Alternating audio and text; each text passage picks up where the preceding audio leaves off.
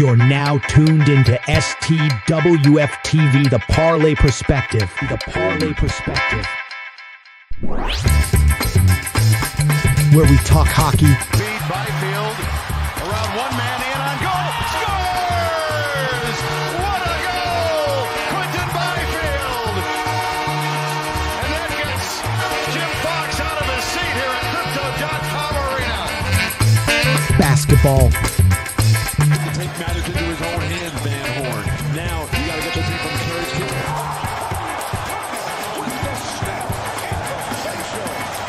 Oh my gosh! Throw it down, Kobe. Football. Oh my God! Oh my God! Oh my God! Oh my goodness! Oh my God! Wilson's going to lob one, and somehow, some way, Paul Richardson comes up with the ball. Cuts upfield.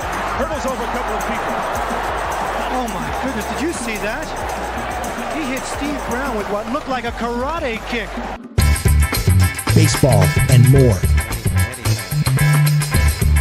Well, there goes again. Pitch is swung on a miss. Throw to second base is high. They're going to say that Rojas got in the way. It doesn't matter. Sosa tagged him out anyway. That was an amazing catch and tag by Sosa. In the air along the line in right. Long way to go for Jake. Follows round, and he's got it. And he's up and over. The Parlay Perspective. The Parlay Perspective. Whoa! What's good, people? What's the damn deal? As Coach would say, yeah, I mean, he ain't here with us right now. He'll be on a little later. It is Hump Day. We are here with another Parlay Perspective, man. Yes, man. What I was told and what I've seen, plenty of show to talk about today. So, what we got, man? We got me here. We got Meta here. We got the villain, Jake the Snake, and Coach on the way. In the building. Shout out to the villain. Shout out to Chill Will. It is Hump Day. It is Parlay Perspective time. Like, share, and subscribe, man. STWF-TV, man. Face. He has his face tattooed. STWF-TV. You know, with the TV screen right there with the play sign. So holla at him for all your needs, man. We here tonight. We're gonna talk sports. We got talk sports on sports. Anything y'all want to talk about as well, you can throw it through the comments. And we're gonna roll in, man. So fellas, last night, during the course of our chop up, there was some news. Shout out again to Bobby for letting us know this before we actually got to know it. Michael Penix is going to be the starter of the Atlanta Falcons moving forward. Kirk Cousins in his last 4 games. Nasty flow. Eight interceptions in his last 4. Yes, the pocket pass is no longer decent. You know what I'm saying? He's passing to the wrong team. We discussed this numerous of times on the show. When would Penix get his shine? He's getting a little bit right now as the season comes really to a close. Atlanta is still in hoist to win the division. Though the Bucks got control right now. And this can come down pretty much to Michael Penix, as I was saying last night, possibly leading Atlanta to the playoffs. So, fellas, man, was the move a good move to make at this point of the season? What's your input? What's your questions on it? Answer. All right. So when we initially talked about this, I was like, they can't do this. They can't do it. And this is why, because now you can't go back. So now it is Penix moving forward. You're probably going to trade Cousins next year. Yes, Bobby, if they cut him, the dead cap is crazy. However, 50-something, if they trade him, is 38. Yeah, if they trade him, it's like 37. Yeah, 37 something, or right around 38. So yeah, so if they trade him, that's basically the best option. Is to trade him. They will eat 37, but I mean, we're sitting here watching Denver. Basically, they can't build a team really around Bo Nix because of them being on the hook with the Russ deal. But they still had a pretty solid season, all things considered. They pumped out a rookie, and he's been balling. That defense is solid. So it can be done. It's just really difficult, and I'm pretty sure nobody on this podcast is ready to say that we trust Atlanta to do this right. Because they rarely do anything right. So, look, I'm excited to see the kid play, though. He has a live arm. We know that much. And I think he's going to give some of their young talent a little burst of energy. I think they're going to enjoy playing with the young man. But, yeah, I don't know what they do with Cousins moving forward because you got to trade him basically now. You definitely got to do something with him. Jake, you got any input on this, man? How does Kirk Cousins lose his job on his day off? I'm just kidding. Yeah. No, I think it's a good move. Their season's obviously done, so why wouldn't I love Harper? So you obviously want to see what he's got in some garbage time. Why not? Hey, he gets two of the worst teams in the league to get his feet wet over the next 3 weeks. Yeah, he's going to be facing some bums. Especially in that division. Falcons schedule here for the rest of the season. Yes, the Giants on Sunday. Obviously favored to win that game.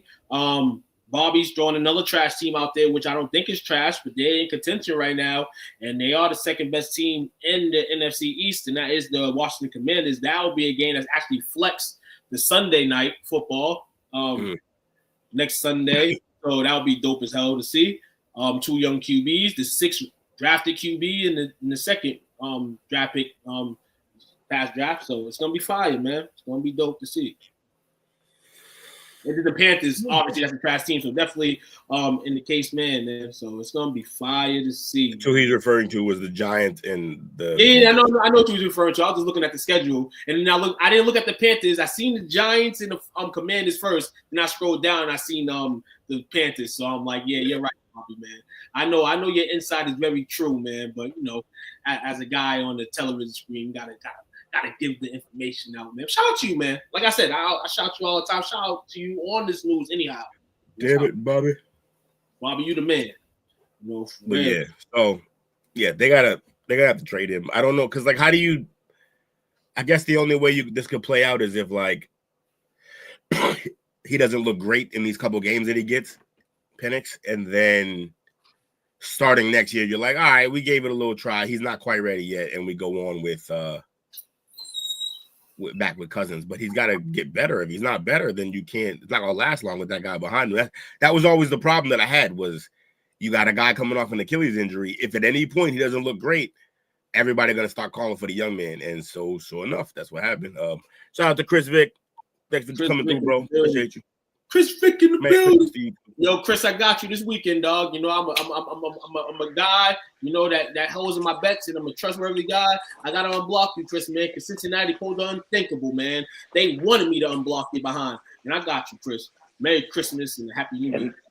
Will, also to your point about Kirk needs to get better over the offseason for him to get the job back. Look at his age. He's not going to get any better. This is the best Kirk Cousins you'll see, and I can't even say it's sad. He's had good years, but he can't get it. No, he can get better. What I mean is better than what he is right now, because the Kirk that they paid for wasn't this bad. So to get back to what he was is what I really mean. Like, get better. Obviously, he's not going to get. He's 38. He's not going to wake up and be Montana tomorrow. No, that's not what I mean. I mean, like, get better than what we just watched him do for 8 games. He can get better from that, I would hope. Like, that's terrible. He was better than that at the beginning half of the year. So he definitely regressed for some reason. Also, that their play calling is pretty bad in Atlanta.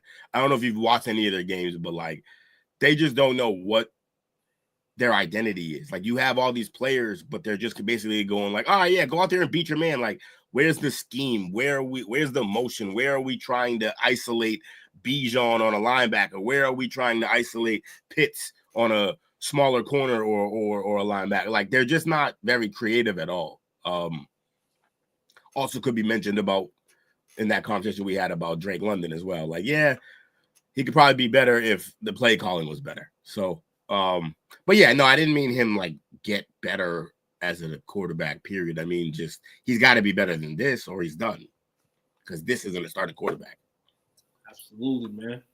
Actually, what's the funny thing is I heard a funny story today that when Michael Penix got the car and said he was going to be the starter, he was getting $1 hot dog at Costco's. That's hilarious. So shout out to the man on getting his chance. I mean, balling on a budget. They'll evaluate him, obviously, in this case right now. I still believe they start next season with Kirk, which I guess in the stance is okay because you paid him that.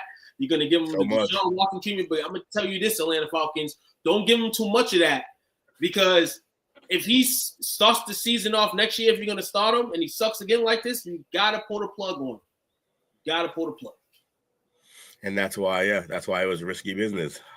Drafting a quarterback in the first round. My only question is, man, now you have confidence in Michael Penix to come in and play, because obviously you think with rookies and situational wise, like Will always mentions like your line, for instance, or your play style, or are you ready to go out there and play? I feel like they have enough confidence. Obviously, he's a six pick in the draft to have him go out there and play. And he's probably mentally in their mind prepared for this moment. It's going to be funny if they make the playoffs. What are they going to do then? Because they're in position right now. They possibly could make who gives you the best chance to win in that situation? Like, you would think, obviously, right? Cousins, but Cousins been throwing to the wrong jersey a lot. So do you put the rookie in the playoff game if they make the playoff? Like, that's it. The whole thing is crazy. Let's go for Will Roberts. Like you go, Will, and I'm a tiptoe and agree with you a little bit on your stance on Drake London the other night, though I feel like he'll be a 1,000-yard receiver this season, but it's about time.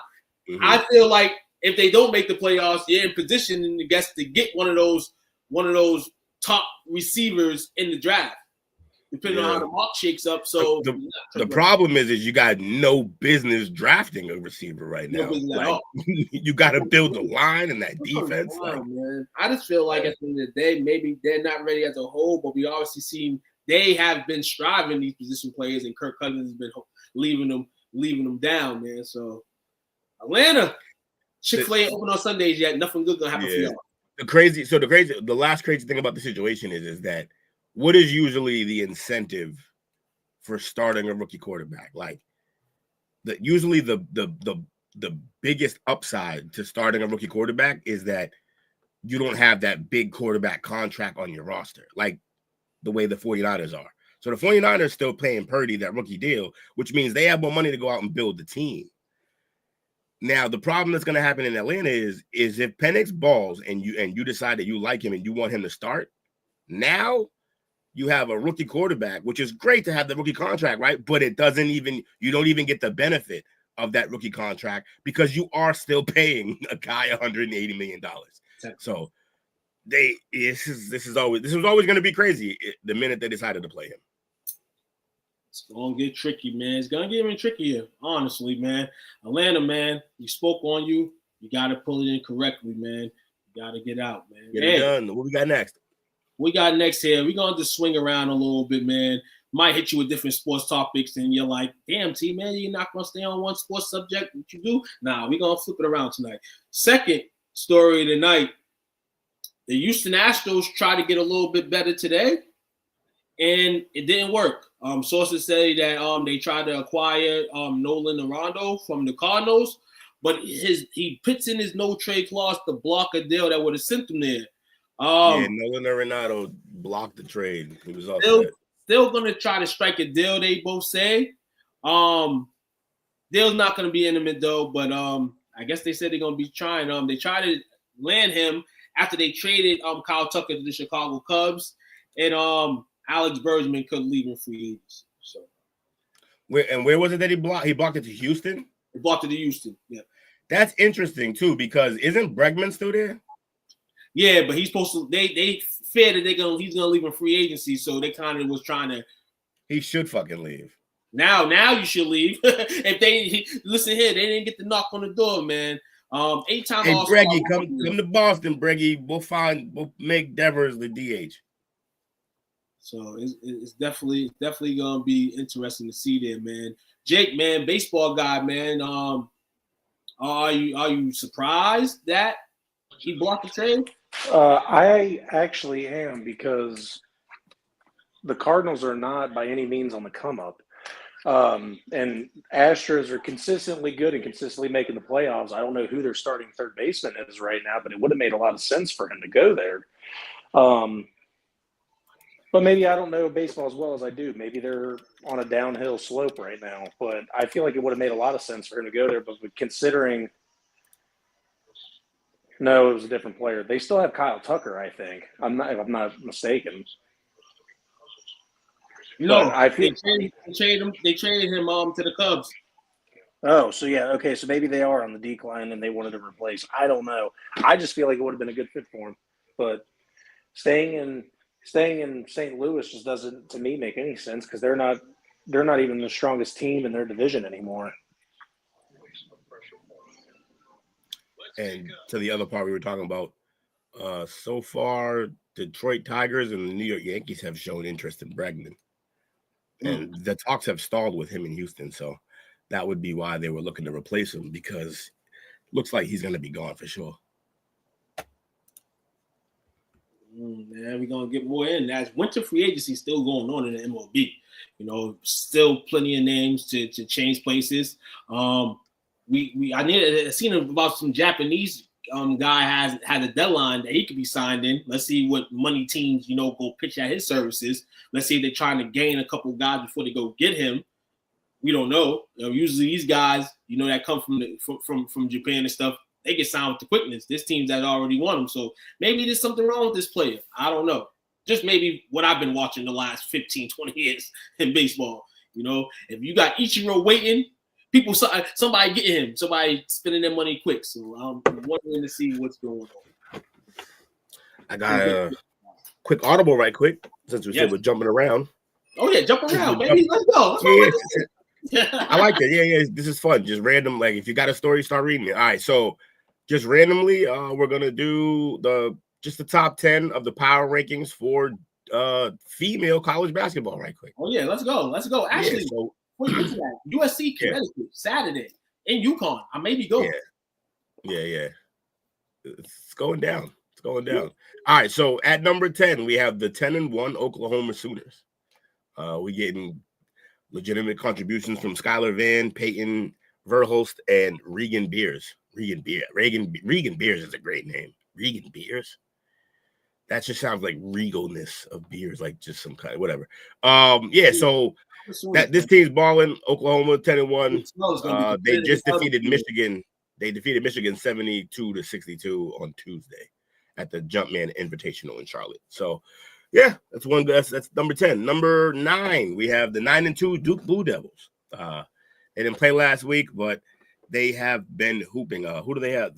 Their losses were at Maryland and South Carolina. The big wins were at Kansas State and Oklahoma on neutral court in Vegas. Hey, shout out to Miss Mir, man, playing over at Duke, man. Yeah. Tania Mir, man. Shout out to the Boston representative, man. Duke. Absolutely. I love that she's at Duke. That's amazing. Yes, she transferred. She actually was at BC putting up numbers, and then after her first year, she Miss Watson said, "Come over to Duke, come ride with us." Yeah. So, I ain't even mad. Like, you gave 1 year to BC, now get out of Boston because there's too many distractions here. Hell yeah. Go to Carolina where there's no distractions at all. Just basketball. All right, so then we got number 8, and obviously led by my favorite player in college basketball this year, Juju. We got USC at 10-1. They destroyed Elon on Sunday by 58 points. That's not even fun. But the Trojans have UConn this week. They've only lost 1 game at home by 13 points to Notre Dame, who was So a win against the Huskies in the sold-out XL Center in Hartford on Saturday would be a big resume builder. Plus, hey, you know about the Trojans, man. We know about Juju. You just got to get to the dance. That's it, because she gonna start going nuts once you get there. So, yeah, definitely got to get to the dance. They actually, I'm gonna keep it real. And then moving into they got to notice too the alignment of the conferences. They are in the Big Ten now, so you get that prime competition. And you're good. So you get that good exposure, you know what I'm saying, in terms of, not that whole West Coast exposure where it's this, you got to watch somebody play every night. You're actually going to see in between of this team. Good for the market because, this is a good team to watch and a good team to see play if you can, as I was just mentioning the will. Yeah, Saturday. That game's not sold out. I might be in the building. We'll let you know. Oh, okay. At number 7, we got the 10-0 Maryland Terrapins. They were previously ranked number 4. They dropped a little bit. They didn't do anything wrong to drop. They got passed in part because they didn't play last week. So they still have just one win over a ranked team, which was versus Duke. We will have a better feel for Maryland in the coming weeks. Yes, we got lean on her, man. Kayleen Smiley, man. Averaging 17.4, 3.6 rebounds and 1.3 assists, man. She's a diamond stud, man. And then they have a guard who actually rebounds very, very hard, and I love it. Shout out to Sailor Puffin Barger. She's averaging 8.8 rebounds a game as a 6'2" guard. 10.4 points a game. That is wild. That's dedication to the Bulls right there. And she's shooting 43 from the field, so so you over there getting rebounds and busting every shot. Yeah. She's hooping. That's what's up. All right, so now we got Dale and them's peoples, 13-0 LSU Tigers. They were number 6 last year. Last week they're number 6 now. Arkansas transfer Jersey Wolfenbarger had her biggest game yet in her first season with LSU, getting 18 points and 15 boards in an 85-57 victory over Louisiana on Sunday. So we also, let me see. They'll be playing this week. The Tigers will play in Chicago as a homecoming game for Anisha Morrow, a native of the Windy City who started her career at DePaul. And I'm gonna be real with you. I can't wait for these ladies to get into the conference schedule because obviously they play NC State, but other than that, this is an exhibition style play. Yeah. Shout out to this team anyhow who was trying to. They got to find after Angel Reese left and the the leavings of Haley. To find the star and the person that's over behind them, Flau'jae Johnson. Shout out to her, almost 21 points a clip. Kim Mulkey's definitely gonna have her doing her thing. They still got Morrow, and from here, man, you just gotta find your options offensively. I feel like defensively they'll be there. I feel like offensively to find these pieces and have them on a consistent basis, and not have to miss. Obviously, Bobby was a dime a dozen. You know what I'm saying? But yeah, look, Morrow's doing great though. 18 points a game, 14 boards a game, 2 steals a game, almost 3 steals a game, and shooting 38 from 3, 52 from the field. She's giving them the work. So they still have like legitimate talent on this team. Moki gonna find her a big. Plus, it's Moki, so we're not even worried, right? Because like Moki she's gonna scare her players into being great. That's what she does. She's a beast. Shout out to Moki, man. She might be my favorite coach in college. She's nuts. I love it. Number 5, we got the 11-1 Texas Longhorns. Last week they were ranked 9. They jumped up. Since their overtime loss to Notre Dame, the Longhorns have won 4 in a row. This past week they defeated Southern, Richmond. They defeated Southern, Richmond, and LaSalle. Sophomore Madison Booker continues to lead Texas in scoring at 17.2 points per game. And is shooting 54% from 3-point range. Oh, wow. Shout out to Madison. She's a gun, huh? Yeah, Madison's a gun, man. Booker. You got the girl. They made good noise last year, and I only hope it continues for them. They have a very solid team, indeed. For real, man. By the way, checking her splits at home, she's shooting 85% from 3 at home in 5 games. That's outrageous. But you're noticing the trend here early, though. Obviously, tournament times where they're going to have to prove it. But Notre Dame's on a lot of people's schedules. Yeah, they're playing they made themselves play a tough schedule this year, huh? Can football follow that? Can the football team follow that? No, they're suckers. They'll never follow. They're never suckers. follow that shit. Man. So number 4 at 10-1. Last week they were at number 2. Is the UConn Huskies. The Huskies have 3 victories over ranked opponents, but the losses to Notre Dame stands out because, Notre Dame is everywhere. Notre Dame is on everybody's ass. The Huskies were outscored 23-16 in the fourth quarter and seemed to check out mentally in the closing minutes. They followed that with dominant victories over Georgetown and Iowa State, hitting 23-pointers versus Cyclones. So we'll see whether a sharper-looking unit faces USC on Saturday. Oh, so now I hadn't realized that they had lost the Notre Dame game and lost it bad, and that it dropped them in the standings like that. This is kind of a really big game for USC. Yeah, it's definitely a big game for USC. Consider what happened last year when basically Connecticut ended their lives.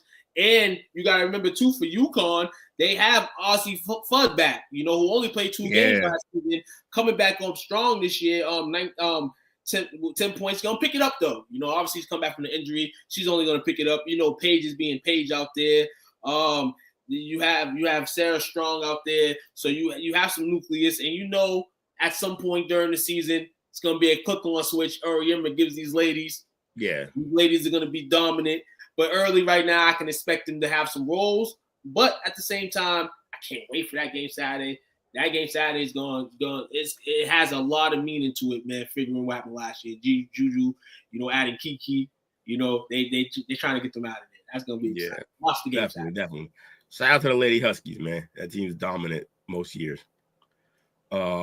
At number 3, we have the aforementioned very many times. I'm shocked that they have 2 losses because all we saw was them winning in every fucking thing we were reading is the Notre Dame Fighting Irish. Notre Dame beat UConn 79-68 on Thursday, as we talked about before, which followed up an overtime win the week before against Texas.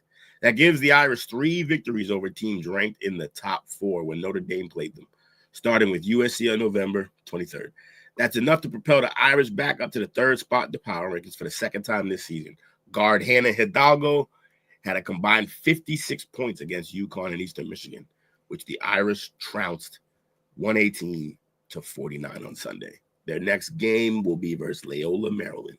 25.2 points a game, almost 7 rebounds, almost 4 and shooting 48. That sounds like Michael Jordan to me, but hey, I don't know. Yeah. I don't know basketball. But it's fire for them, man. It's fire for them to be back on the stage and to come up, man. They got some great pieces over here, and they definitely, between the 5, they got started, man. Definitely distribute the ball well. Everybody eats the pie, and that's fire. By the way, I know there are ladies out there, but everybody we've been talking about that's been balling, with the points we've been looking at, have all been 6'1", 6'2", 6'3", taller girl. Hannah Hidalgo is 5'6", averaging 25, 7 boards, and 4 assists. Y'all better look out, man. Notre Dame always got one little ass guard who's gonna torch you, and that is Hannah Hidalgo this year. And they got my homegirl Lia too, King, man. She's definitely a double machine. She's averaging almost 13 right now and 11.5 rebounds, almost 60% from the field. She's definitely a presence in it too. Overall, man, they have a lovely team of guards that just really play together and they click. It's a well-coached team. Orchestrated, real, man. So yeah, and they're at the number 3 spot, up from 7 last week. And now this was shocking to me because I watched college basketball, men's and women's, but I don't always keep up exactly with who's in what position in terms of top the power rankings. I always expect South Carolina to be 1, but they are number 2 right now at 10-1. The Gamecocks won their 63rd consecutive game at home Sunday, defeating South Florida 78-62. Freshman Joyce Edwards led the team in scoring with 15 points for the 2nd time this season. After dropping out at number 1 in the power rankings after its loss to UCLA on November 24th, South Carolina is knocking on the door of the top spot again. Knocking on the top spot again, man. But they lost to UCLA. And they lost to the team at number 1. They lost to the team at number 1. And I said it this last year, they had dogs, but they didn't have that mentality, I feel. Yeah.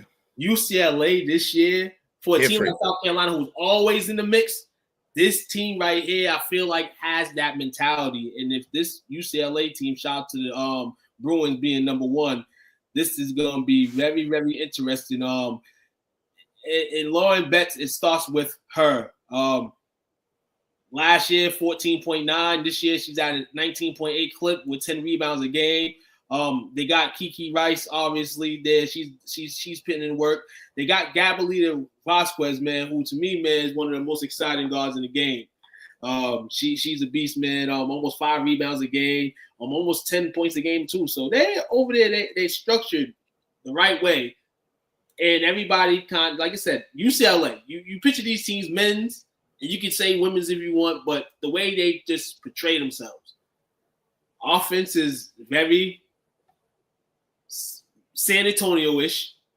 Yeah, good basketball. They are good as great basketball. So you got to catch them, man. Obviously, they're hold on. UCLA, ain't they ACC now? What conference? Hold on, let me see their schedule.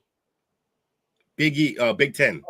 Oh, okay. So they're in the Big Ten. So this is another team. Like you got USC and UCLA moving conferences, teams that are dominant. And we sing that song all the time about football, but in basketball sense, you got these two over here moving dominance to the conference, man. And the Big Ten, man, is on the come up.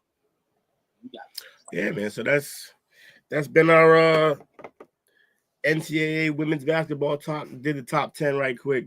A lot of great basketball out there for y'all to watch. So tune in. Watch these ladies hoop. Especially go watch Juju. I'm a big Juju stan. Juju stan over here. I got for the ladies, man, in the last thought on it. The last story on the NBA, WNBA, college women's basketball. Caitlin Clark will have her jersey retired by Iowa. The date is February 2nd. For anybody who could attend, they will face USC that day, and you know those tickets will be skyrocket high. But the lovely lady, athlete of the year from Time, the reigning rookie of the year, all the stuff on her resume, she will have a number retired from Iowa. Well deserved. That she is the what a bunch of marks. She's the king queen. I guess we can use that saying in Iowa. So yeah, give her a statue, give her whatever she wants in Iowa, possibly in her life, wherever she wants. Let's see. Shout out to the young lady. So what we got next, man? We had another episode of the NBA last night. No NBA games on tonight as they're taking a vacation due to the final of the NBA Cup in Las Vegas. The Milwaukee Bucks were able to secure the NBA Cup. Players were able to secure extra cash. Giannis Antetokounmpo was able to get some hardware. I don't know if he really cares about it. Seems like he just wants to spend his money the right way. Says it's already gone due to his family and his kids and all that. So it's funny because we looked at it last year with the Lakers winning and then the turnout of that and we're clowning the championship. But I swear him winning it was good in a sense because I love him on the mic. I love him talking after wins. I just love him talking in general because he's just one of those guys that's just so straight up to earth with himself. So sometimes you don't even know what you're going to get off the mic from him. But I'm interested to see what Giannis says about it. It got Dame Lillard forever Adidas deal. You know, his contract extension goes through lifetime now for winning the NBA Cup. But one thing the Bucks didn't do last night was pop champagne and all that. They had beers. That's what they did. Darvin Ham and the decided that they wasn't going to go turn up crazy like that because obviously they want to do more than that. And shout out to them. They have turned it around in the last month.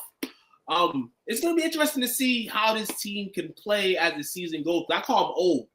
You know, they're really old. But let's see with these two pieces they got along with Chris Middleton going to come back to ramp up. Maybe they don't trade them at the trade deadline, and let's see what they can do.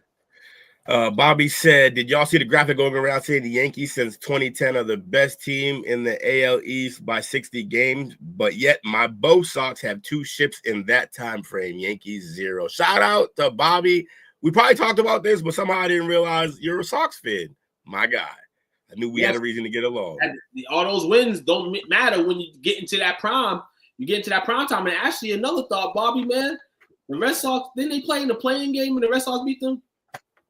Probably. Then one of the couple years back. So, yeah, man, Bobby, shout out to you. Shout out to my man Mike. He said, hey, Will, why did a vegan farmer become a rapper? He had the dopest beats. Nah, they got this one in last night, but we didn't read it live. They're not the goofy Lakers, but you know what I'm saying? In terms of like the staff, shout out to the coaching staff too that, you know, obviously, you know, prepared them for that moment. Shout out to Darvin Ham. It's officially called the Darvin Ham Cup. You know what I'm saying? This man is untouchable in the NBA Cup play. Mike said Angel Reese is probably like, why isn't Iowa retiring my jersey? I did just as much for them as Caitlin Clark did. He probably is. Lillard is finally an NBA champion of sorts. Yeah, that's messed up. Not cool. The Bucks ain't the goofy ass Lakers. They don't raise. Okay, yeah. But either way, man, cup isn't. Can we all admit the cup isn't really working? Because nobody watched the game. It's not working because me personally, it's rampant. It's the beginning of the NBA season. We're used to seeing like rampant games, okay, you got 2 games on the night. Those games could be NBA Cup games, absolutely. You know what I'm saying? You can have those games at certain times, like you have regular games. But for the other teams to be taking breaks, nah, man. This is more the soft NBA what it is, man. But if they want the NBA Cup to mean anything, they need to open their purses. It needs to be $1 million per player wins. $1 million per player for winning that cup, and $500K per player for being the runner-up. Then you'll get motherfuckers to play this game. But that's it. You're not gonna get or do the weird thing that baseball did for so long that I thought was stupid, but at least it made them play in the All-Star game. Make it have an effect on the playoffs in some way. But you can't, because not every team who's in that tournament is necessarily going to be in the playoffs. So they scrap that as I say it. But yeah, they got to figure out a way to make it interesting. Otherwise, all they have to offer is unique courts that we don't even like every one of them. Shout out to Ant in the building. Only thing I need to see is the NBA change the All-Star game or All-Star weekend. And we're going to get into that in a little bit, man, because the NBA implemented some new changes recently to the format of the All-Star game. 14, 3-game, one-night tournament features Love that. 3 teams of 8 All-Stars each. 4th star being the winner of the Rising Star Challenge for first and second year players. The winning team in all the games will be the first to score 40 points. Kevin Durant, one of the stars in the NBA, says he absolutely hates it. A lot of people I'm hearing absolutely hate the change. A lot of people hate the All-Star game for a long time. It's never going to be the All-Star games of old, never. And this right here, definitely a mixed reaction from myself. I mean, at the end of the day, I'll tune in and watch it and see what it does, man. But they're too friendly now. They're too friendly for this game. It doesn't work anymore. If they're gonna start doing stuff like that, like this new format, like Mike said, why not have street dunkers come in? You know what I'm saying, and throw some popularity on that, man. You know what I'm saying? F it. You know, hey, this viral guy did it at the NBA All-Star game. If you ain't gonna have no dunkers that are superstars or stars, you know, enter the contest. You know, for the instance of that. Yeah, that's for the slam dunk fighters too, and also like he's saying, bring some of the Euro League, give me like two separate Euro League All-Star teams to face whatever All-Star team like we put together for the Americans. That's fun. Do America versus the world. So okay, so we get into that question right here. America versus the world, and even if in years to come they do what he just said to bring the best teams of Europe instead. And you have people from different countries in the league. You could just throw NBA versus the world, basically. US versus the world in the All-Star weekend session. You know, that would be dope as hell. You got some prime guys right now on both sides of the helm, you know, looking for respect, looking for that number 1 spot. You know, Luka versus Jason Tatum, man, in a game like that would be fire. You know what I'm saying? People keep talking about, but you got to make it mean something or the players aren't going to play hard. You got to make it mean something. You know, so that would be something that they could do. Obviously, we can throw as many points and opinions as we want. The NBA is just going to go in a different direction as they always do for them, you know, in their pockets. But that's what all professional sports do, all businesses do. You know, I agree. They should put the street dunkers on just because they do amazing ass dunks. They did that show one time where they did like a dunk contest, but they added too much TNT drama to it, and it was lame as shit. But the dunks were still great. Yeah, bring some of them guys in there. Bring in J-Dub if he's still out there doing his thing. Bring in some of those guys, man. Kilgannon is a problem. Like, there's a bunch of guys out there who have names now because they're really crazy at dunking, and the NBA players just aren't creative anymore, and they're bored. They don't want to do it. So let's get some guys who actually give a shit and have a stake in it. Mike also said for the 3-point contest, to jazz it up even more, have the contest winner battle Steph Curry, and then have whoever wins the battle have to face Larry Bird as the ultimate all-time showdown. Man, it's funny. Bird could probably still lace it up and rain down shots. No bullshit. Y'all ready, man, this weekend, man? Y'all ready this week, actually, man, for what? Ready for the playoffs? Yeah, everything that's going on, playoffs. We got some bowls going on tonight. Actually, UNLV versus California right now in the Art of Sport LA Bowl. UNLV up 7-3 in the first quarter. I believe there was some other bowl games that happened as well yesterday, but them Della Creme, man, is Friday in the college football playoff, man.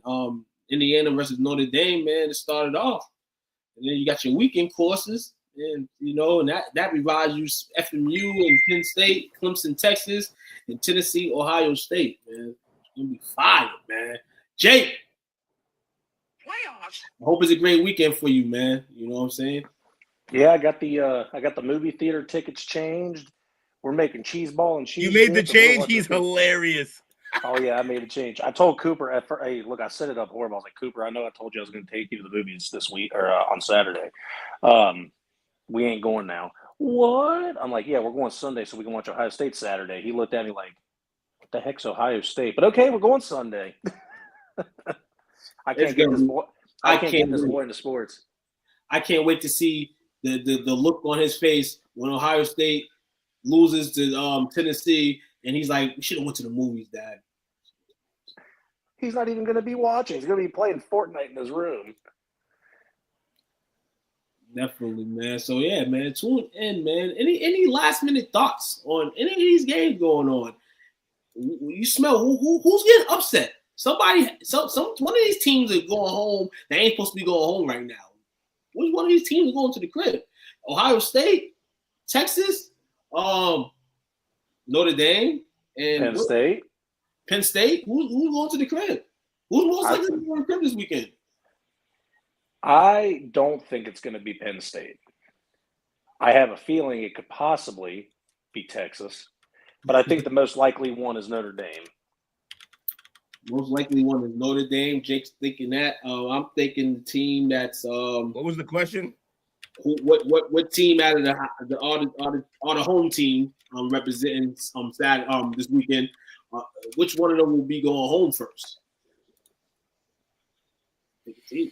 Pick an upset. Fascinating. Yeah, probably. Oh, well, not Penn because they got probably Penn State because they're gonna choke. They always choke. Well, no, you see, the only reason I didn't say Penn though, Will, is that SMU's going up to the cold. It's been nothing but like 20s up in Penn State, and that feels nothing but snow right now. Yeah, but SMU got this. Now they're probably gonna lose.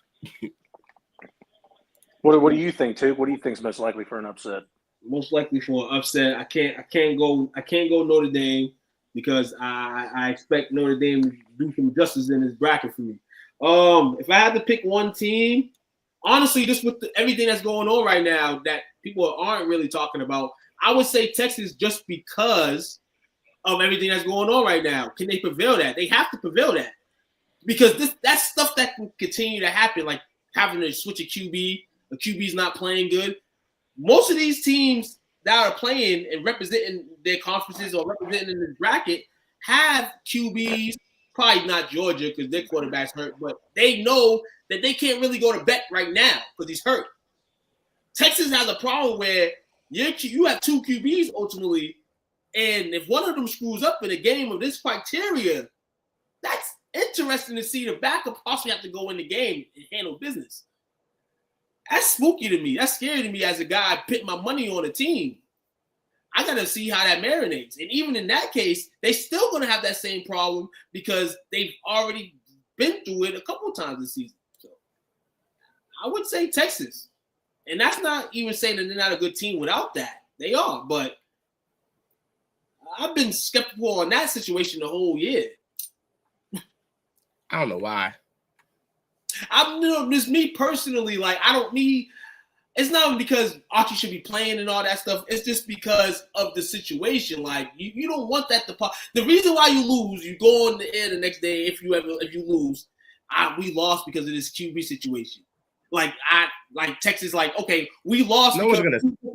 They're never gonna say that. No, we lost that night because obviously we're not better than that team. We lost. We wasn't the better team that night. But to like, damn, you got hurt. So now you got hurt in that down. So now Archie got coming to play. Like, it's just bad. And then people was like, oh, well, you should have started him. Or if Archie go, oh well, yours, it's just too much for me, man. It's too much. Yeah, but ultimately, I don't know. I don't see it as much of a problem. They got a starter and they got a good backup. That's never really an issue. It worked for Tebow and them. Other teams have done it. How many times Ohio State did that? Ohio State had Landell, what's it? Fucking Cardell what's Jones. his name? Yeah. Jones came in and won a whole both of them. Yeah, and he was the third string. They started out Third with stringer. JT Barrett, and then he went down. Braxton Miller went from wide receiver back to quarterback, and then Braxton Miller got hurt, and here comes Cardell Jones and wins us a championship. I would say the only issue that could have happened was people, the fans saying, we want Arch, instead of Ewers. But honestly, Ewers played solid. A few games he wasn't playing great. Yeah, I don't see it as a problem. I think they're going to be fine. If they lose, it's because they lose. It's not because of the quarterback situation. I just think they I just don't know we don't know how good they are. Because like I said, they talked about this before. We don't really know that the toughest team they played, they've lost twice. So we'll see. That's the only thing I'm really worried about with them. But yeah, I think the first one out, I can see Penn State choking. I can see SMU isn't favored. I don't think so. I wouldn't be shocked if they lost. On wax that Clemson doesn't even deserve to. Well, they won their conference, so obviously, if you win your conference, you're going to be there. But if we're talking really, they deserve to be in the tournament. They deserve to be in there. I mean, they won their conference, so we can't really answer that the way we want to. But it'll be funny that the team that people were like, "Damn, how did they even get there? They wasn't even going to be there." They win, and then they play solid football. They just don't. They're not going to wow you. It's like not a wow team at all. It's just solid football. That's all. Dabo, you see Dabo got his first transfer portal guy. Mm-hmm. Dabo completed his first transfer portal athlete. I think he plays receiver. I don't know, but good for them. Getting with the times. Absolutely, man. Yeah, Dabo knew he had to get with it or get going, and apparently he don't want to leave, so he's getting with it. Parlay perspective, man. Holla at you boys, man. Like, share, subscribe. Shout out to everybody always tuning in, man. Like I said, man, if you guys got any topics, sports that you want to talk about tonight, let it go, man, as we go into our next topic here on the show. Which is what? Shout out to the tap out. Shout out to you guys, man. We're going to go into a little tap out mode, tap out zone. Topic from the world of MMA, as well as boxing. How'd y'all think of that event? The weekend that just passed, man. It's a solid event, man. A lot of good finishes. Couple boring fights, but for the most part, we had some good fights. We had some funny call outs. Cop is a nut. He called out everybody, including Adesanya for some weird ass reason. If you had a chance to hear freaking Adesanya's reaction to that, it was Yeah, hilarious. Adesanya was. I mean, but also Adesanya is just not a funny guy. No, it's just it came out of nowhere. He was like, "What do you say fuck me for?" Yeah. Well, the best thing about the response was the people posting the 50 Cent gif, like what do you got a problem with me for? Like that's the classic shit. 50's the man. Cape, he absolutely hates Kai Kara France because he felt like he ducked him, and that's when he threw that water bottle at him, and Adesanya stepped up, and Cobb was just, he said 50 times, sit down. It was probably one of the most cringe pressers you could ever see, and Cobb's held on to that for months. Yeah, anytime Izzy's involved, it gets real cringy. He's good friends with Andrew Schultz, the comedian. Yeah. Yeah, and I think that gave him a false sense of comedic timing that he doesn't have. That's true. But he thinks he does. Because every time he's talking, it's just like, ugh, this is hard to watch. Can you stop? Just be great. But yeah, the event was good, man. The event was good. What do you think was the best fight, Jake? I can't remember all the fights, but what stood out for you?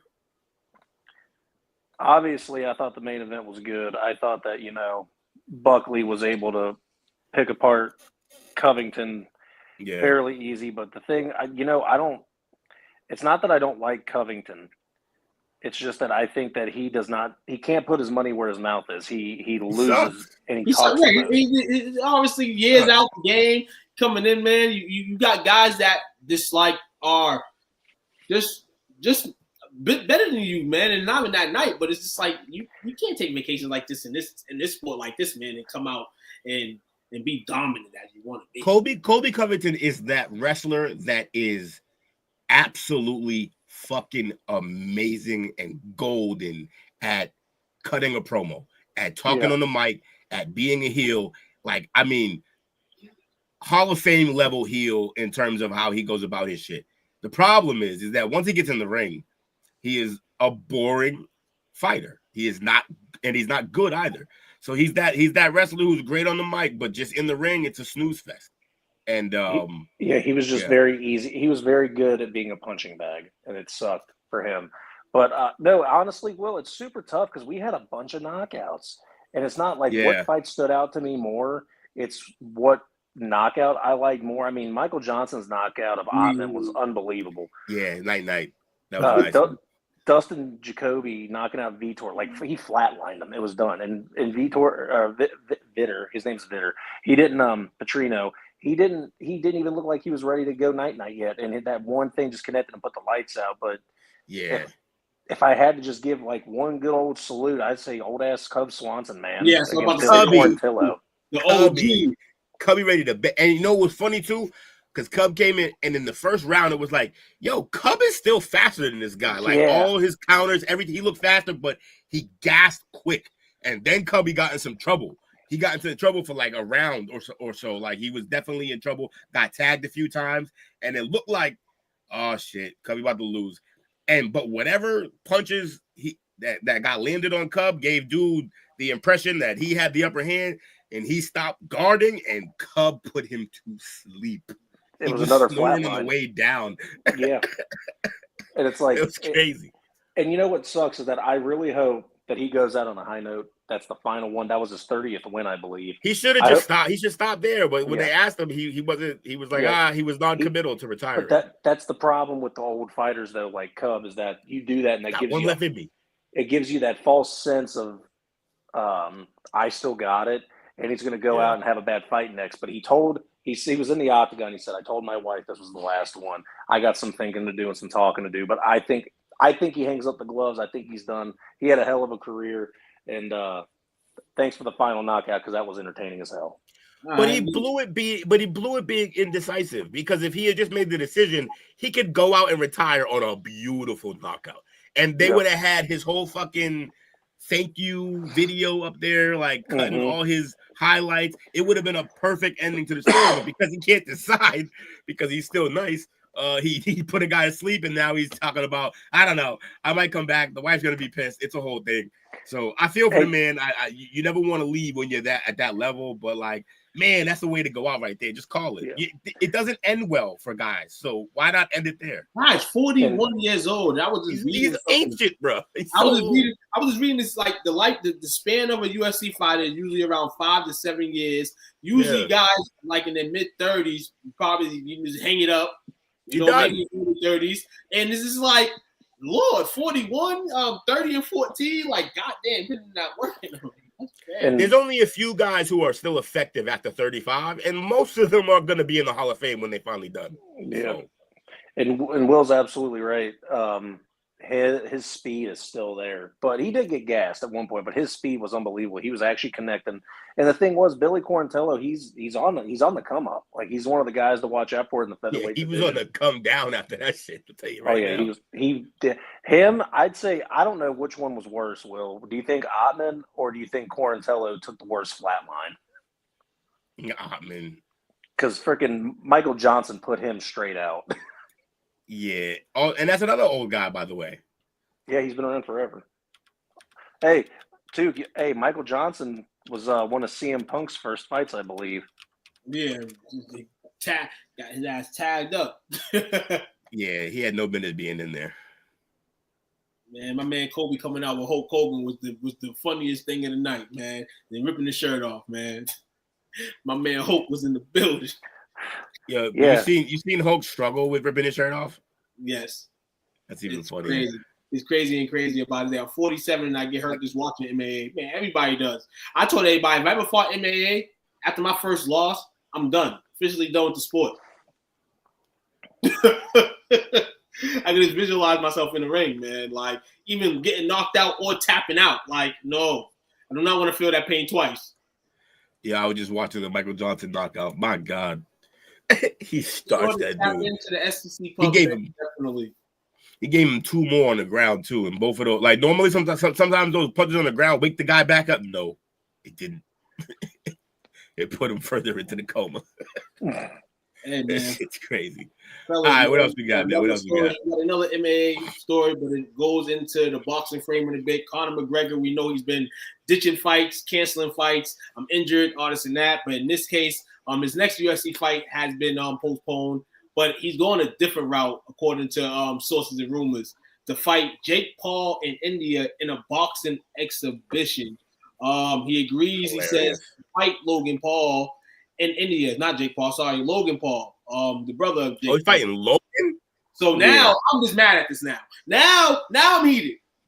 Wow. Now I'm just talk about it. Like, come on, bro. Like, we don't want to see you in a boxing ring. Maybe against Jake. We want to see you in a boxing ring against Logan.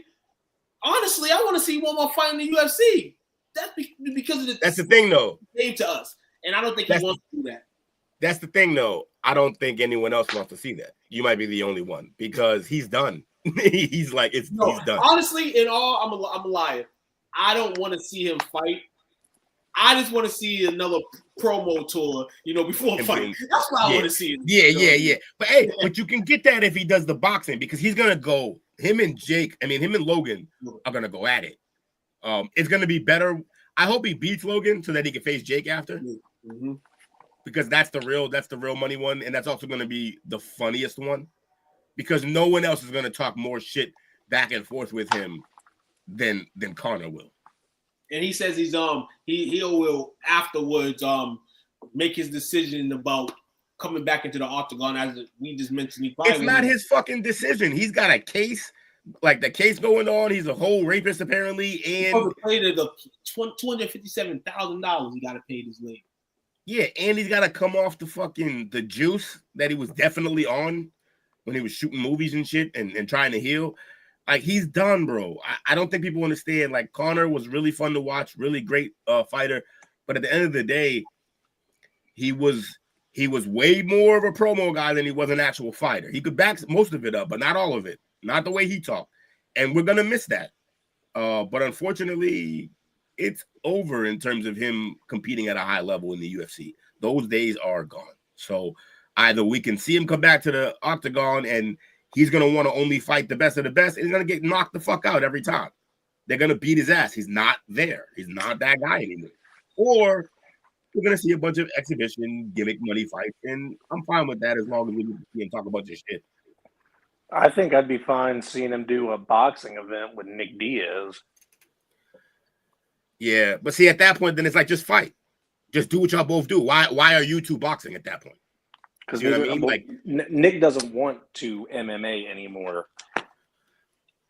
But that's the problem. Nobody wants to see Nick anywhere else. So you talking about Nick Diaz? Yeah. Yeah, his I think he just got hit with another charge too. So. Yeah, Nick's out of his goddamn mind. So he's chilling out, man. I didn't mean my bad. I didn't mean Nick. I meant Nate. Nate's also out of his mind, but at least a little more controllable, and you can put him on pay-per-views and shit. But yeah, again, if those two are fighting, we don't want to see him have big puffy gloves on. So. You want to see him in their element, I know. Yeah. Absolutely, man. We got two more boxing topics to speak on, and then the Dim Della Criminal night, make some picks, of the NFL schedule. But first off, 3 days. We got 3 days into the rematch of the heavyweight undisputed title fight. Alexander Usyk and Tyson Fury. Usyk was able to win their last match, which was pretty up and down up until it wasn't. And Alexander just took charge, you know what I'm saying, and then got into Fury's weak spots and was able to get the victory. This one, as Will showed us last week, man, the commercial was fire. I said there was not a lot of marketing on this, man, but I've been seeing a lot more lately. Of course, yeah, you got to get closer to the event. Yeah. So, hey, I ain't ready for this. I mean, obviously, we got Tyson with his back against the wall. We thought 5 or 6 years ago his back was against the wall anyhow, and then he got up like the Undertaker. But now his back's against the wall. He didn't get knocked out in this case like the Undertaker. He just lost the fight. But we know Usyk is a great fighter. You know what I'm saying? He's fought on different mini levels, you know what I'm saying, weight-wise. You know, he's moved up strong in every which division. Obviously, this is the Dim de la Creme, man. Do you see it going the same way it went last fight? Or do you see Fury possibly getting his titles back? Nah, Fury going to lose. Usyk is just... Usyk's on his he's in his bag right now. Usyk's basically in his prime, fucking people up. Yeah, I think he beats Fury again. I think Fury's a little too old for this fight. This would have been a really fun fight when Fury was younger, a little younger, like 5 years ago. But I don't know if Usyk was ready for that then. So when's this fight again? Saturday. When is it? Saturday, yeah. Oh no shit. Saturday. Maybe we should have did a tap out. Is it over in one of the far away countries where it's going to be early? Where is it? We'll see. Hold on, let me check out the schedule of this fight. Normally they have fights like that in Riyadh for no reason. Or Abu Dhabi or. So, let me see the time of this fight.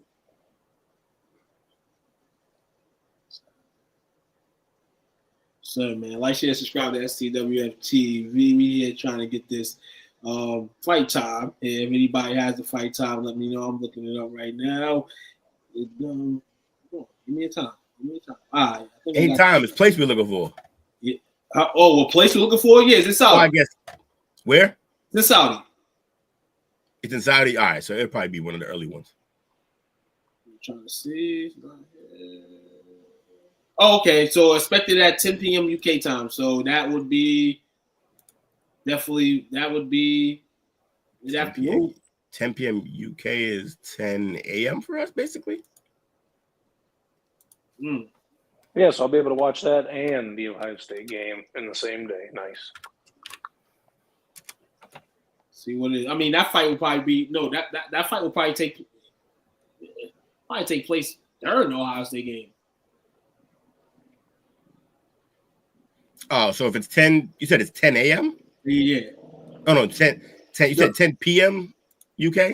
Hold on. No, I said... This turned into a frick up. No, because it just kind of just went back all the way to somewhere I didn't want it to go to. Yeah, it always, you never can find it again. 10 p.m. UK time. 10 p.m., so that's 5 o'clock here. We're 5 hours behind them. Okay, so you're 5 hours behind. So, yeah, so by the time you'll be able to watch the Ohio State game first and then get into the nitty-gritty of this, man. But the fight is Saturday, and it's going to be exciting, man. There's too much playoff shit on Saturday. I will not be watching this fight, most likely. If so, it'll be on a separate screen that the volume isn't up because I'm going to be watching football playoffs. We had an upset last weekend in the world of boxing. I don't know if anybody was paying attention to it, man, but it was sad to see, man. Jaime Mugawa, who just had a fight within the last year and a half, he fought Canelo Alvarez. I mean, obviously he handpicked him, but you kind of seen some poison the boy in the fight. With the Canelo hate is crazy. I think honestly, obviously all his picks, he's the man, so he gets to do whatever he wants, and I understand that. But there was not the ideal fighter that they want in the box. Everybody wants in the box, but somebody else, not this guy. Why? The guy's up and coming. Like, he's nice with it. Like, I mean, no, hey, you gave. Hold on, I'm not mad at it too because he gave little homie a chance, man. Hey, and that's what you can do in his predicament. Every boxer, in my eyes, has felt like they've been able to do that. You know, rather if they want to fight a tough opponent or fight somebody that you're like, I'm gonna just fight him or put on. It's the boxing situation is because of each publication or each production company. They're separate. They're not one thing. So we're always going to have this issue. You know, no, guys it's get always super gonna be an issue. selective, Always, yeah. no, all the time. No, I respect So it. But he got knocked out on Saturday by Frenchman Bruno Surras. He never fought outside France before.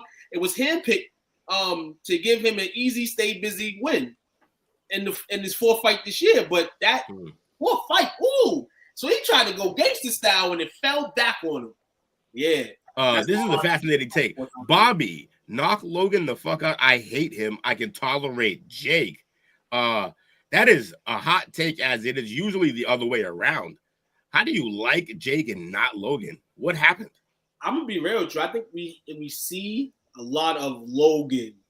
We see Jake, but we see a lot of Logan. Maybe that gets Bobby annoyed. And he has that podcast too that he has, so he probably sees that. And yeah. You know, but nah, man, that's crazy, man. Logan's my guy. I like Logan. I fuck Prime with Logan. sucks. Jake's an asshole. I fuck with both of them, honestly. They both hilarious to me. I want Jake to get knocked out, not Logan. I think anybody. Yeah. If there was one of the two I wanted to see knock the fuck out, it is definitely Jake. Come on, man. Not the man and Logan Paul's brother. My man trying to put out the hood Lunchables, dog. Come on, dog. You don't want him to get knocked out for the culture. You know what I'm saying? Jake caught that one. Jake missed that one. Yes, sir, man. What I missed? Cool. I said if there's the one person I want to see knock the fuck out, it's Jake. And I was like, and Logan Paul's brother. Oh, that took me a minute. Listen, them fellas, man. We've been through a plethora of topics tonight. We got to keep going. We're stalling. We're stalling still. We're trying to. We're stalling. Oh, we're stalling. Okay, so yeah, we're stalling to get Coach back because Coach is coming. We get NFL. Is he coming? Has he got? Yeah. He said that he's on the way. I think.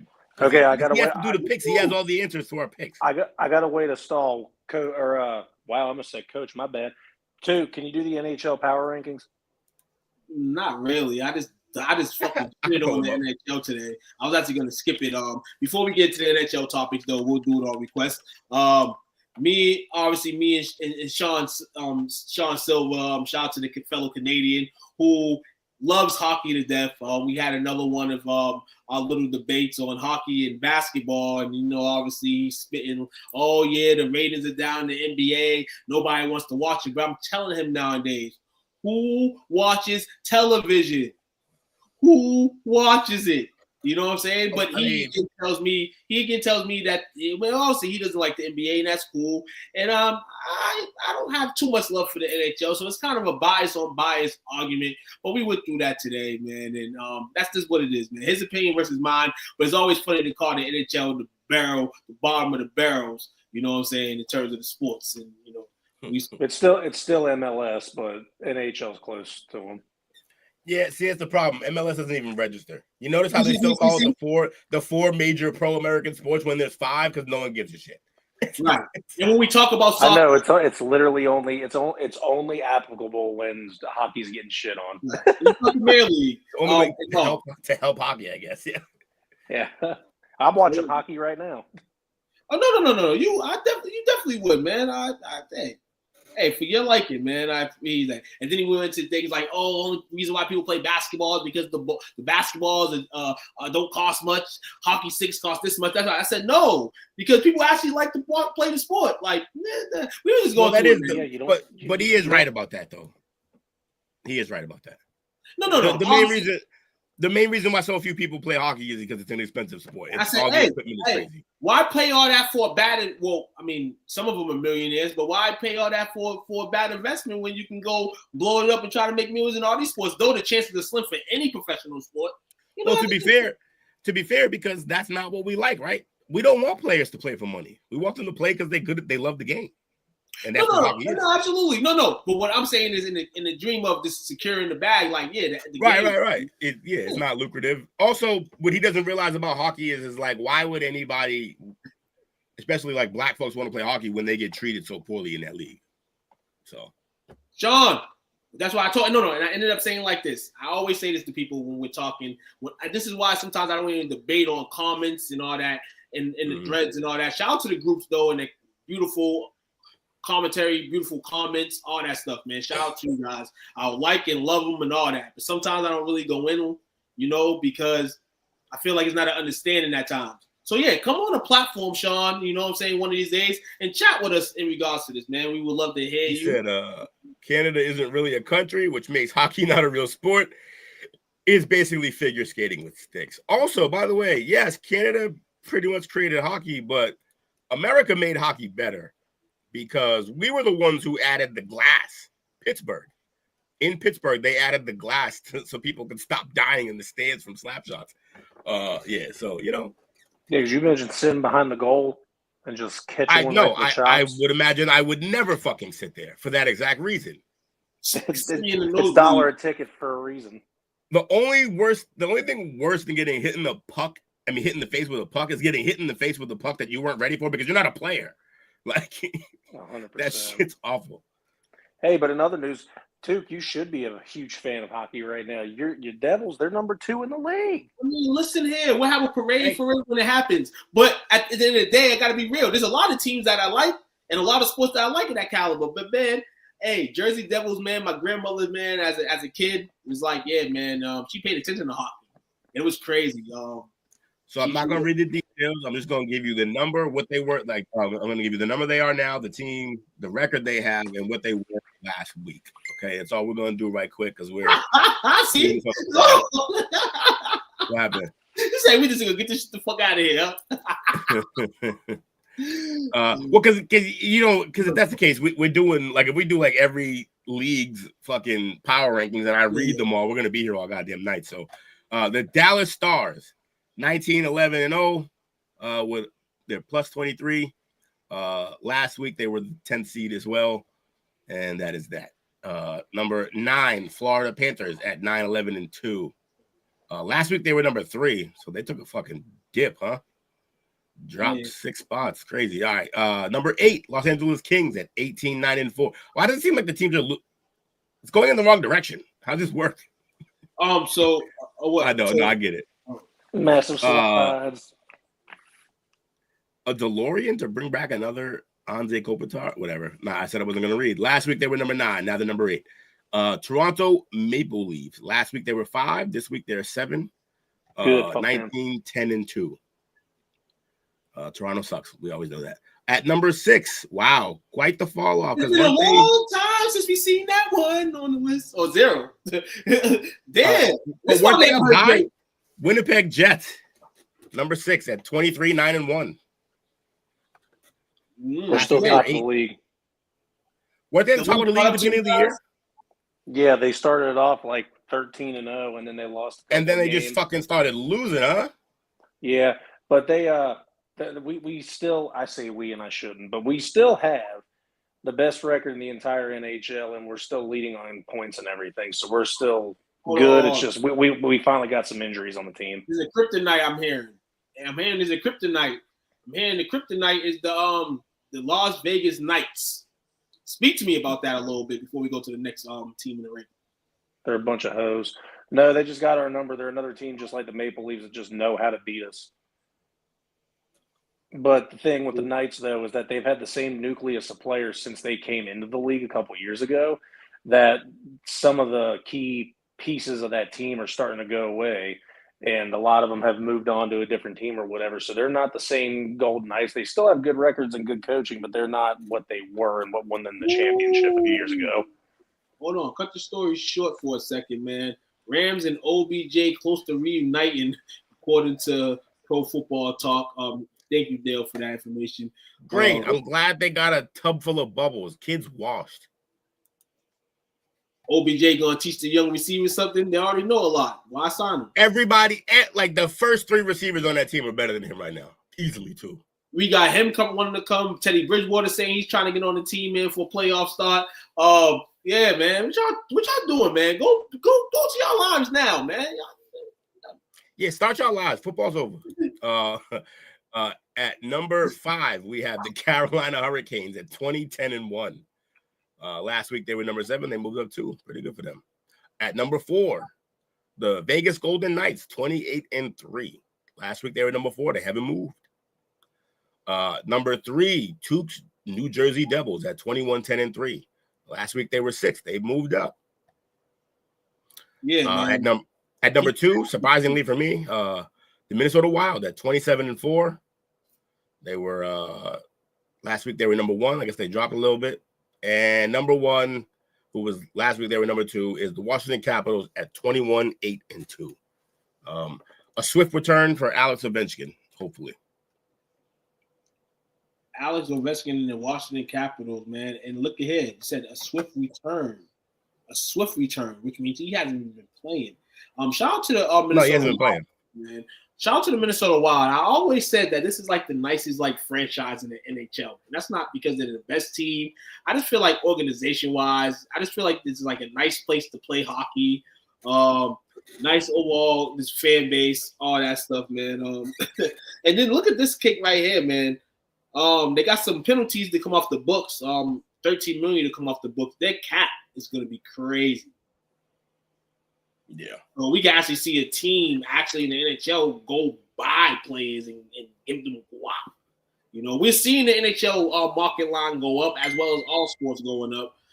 Shout out to the people getting their cream, you know, to pay for those $200 skates and that $300 stick, Sean. You know what I'm saying?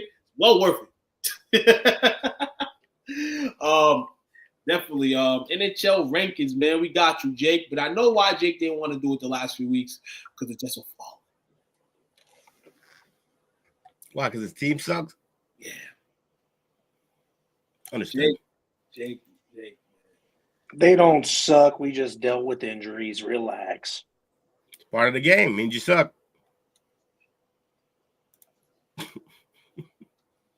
So we here, man. So a little bit more NFL news. You know, we hitting that bench there still. Leave us. Mayonnaise. We know who's benched. Mason Rudolph will be the starter for the Titans. He says he still believes he can be a franchise QB for the Titans. Are we buying or selling this shit? Wait, what was the question? Will Levis says he still believes he can be the franchise QB for the Titans after being benched for the second. I would hope he'd still think that. If he doesn't think that, then he shouldn't even be on the team. Oh, I'm asking you guys, and do I think he has a chance? I mean, yeah. I don't know if he's one of the worst starting quarterbacks, but I don't know if he's the worst. I mean, there's some Aiden McConnell still starting. Yes, definitely is. So I don't know. I don't think it has to be done for him. I think he could go to a team. I think he has all the physical ability that if he got with one of those like Shanahan type guys, I think he could do some work. Tukes guys starting in Cleveland this week. Oh, Dorian Thompson, yeah, man. Hey, man, sorry. Hey, we got to say a church song and say amen to Jameis Winston. It was a hell of a ride. We appreciate everything to the parlay perspective in all of sports, man. Everybody needed it during the holiday season. Some positive cheer, man. A guy that's actually gonna just be himself. All cases and all stakes, man. The funniest thing I see from Jameis Winston was not even the things that he said, was that during that Monday night game when they were showing the graphics of him just playing around, like, you know, that's just been Jameis, and he's never gonna change, man. And throughout all that, we prayed that the pick sixes will come away from you and get away from you one day. But your time has been served. And it was a great ride for Browns fans, man, to go through the Deshaun Watson bullshit. I mean, you may have to go through it next year. We'll see. But that's for another day. Shout out to James. All right. So you want to have a little fun right quick? Yep. Let's have some fun. We're going to do – I won't do all 50, but it's the top 50 ranked college players this year. College football. I'll do top 25, though. At 25, they have Tate Rutledge, offensive lineman for Georgia. He's a senior. At 24, we have Andrew Mukuba, the DB from Texas. He's a senior. Should be playing on Sundays next year. Number 3, Ohio State offensive lineman Donovan Jackson, also a senior. Also should be playing on Sundays. At number 22, we have Mikhail Kamara, defensive lineman out of Indiana. He's a junior, should be playing on Sundays. Number 21, Jermon McCoy. I could probably stop saying that. Top 25, they're probably all going to be playing on Sundays. Jermon McCoy, DB out of Tennessee. He's a sophomore, and he's in the top 25 players of all college football this year. That's fine. Four picks, 7 pass defenses. Yeah, kid's nice. And he should be playing on Sundays. He will, just in a couple years, not now. I'm sorry I had to. Yeah, it's funny. Number 20, James Pierce Jr., defensive lineman out of Tennessee, junior, 7.5 sacks, 1 forced fumble. Number 19, Ohio State sophomore safety, Caleb Downs. This was the transfer from Bama, right? Yes, and he is an absolute stud. He is, but it was told to me that when he came along, because of him and what was already there, that no one should score on that team. You have a good defense, but they may have overshot what Caleb Downs was going to do for you guys. He's good, though. 1 pick, 3 pass defenses, 33 solo tackles. And number 18, running back from SMU, senior Brashard Smith, 1,270 yards, 14 touches this year. Could go fairly high in the draft. He won't be the first back off, but he probably could and should be the second, maybe third. Number 17, defensive end, Clemson, sophomore, TJ Parker. 32 solo tackles, 11 sacks, 6 forced fumbles. He's a demon on the line, huh? They always got one good D lineman in Clemson. They really always have one edge rusher. Number 16, quarterback, Indiana sophomore, Curtis Rourke, with 2,827 yards on the season, 27 touchdowns, 4 interceptions. Kid's playing well. They don't play a lot of people, but he's playing well when they do play anyone. Number 15, wide receiver, senior wide receiver out of Oregon, Tez Johnson, 78 receptions, 866 yards, 10 touches. He'll be leaving, and they're going to, right behind them, they're going to file in the next elite receiver in college football, in my opinion, Decorian Moore out of Duncanville. Number 14, Derek Harmon, defensive lineman for Oregon, junior. 24 solo tackles, 5 sacks, 2 forced fumbles. Number 13, safety, Notre Dame, senior Notre Dame safety, Xavier Watts, 31 solo tackles, 1 forced fumble, 5 picks, 8 pass defense. The kid does everything. Is it just me, or does Notre Dame always somewhat get like a really good corner or safety on that team? Yeah, it's usually a safety. Their corner record is probably spotty as hell, but their safety record, they've sent some guys for sure, 100%. Usually linebackers for them, but they got safeties. Yeah, he's playing everywhere, man. I like watching that kid, honestly.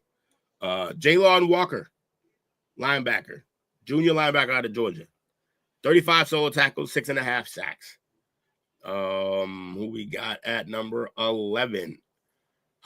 Notre Dame sophomore running back, Jeremiah Love, 949 yards, 15 touches. He'll have over 1,000 once the season's done. Number 10, and easily one of my favorite players in college football this year, probably my absolute favorite, if I have to be honest, because I did not stop talking about him, is Ohio State freshman wide receiver Jeremiah Smith. 57 receptions for 934 yards with Will Howard at quarterback and 10 touchdowns.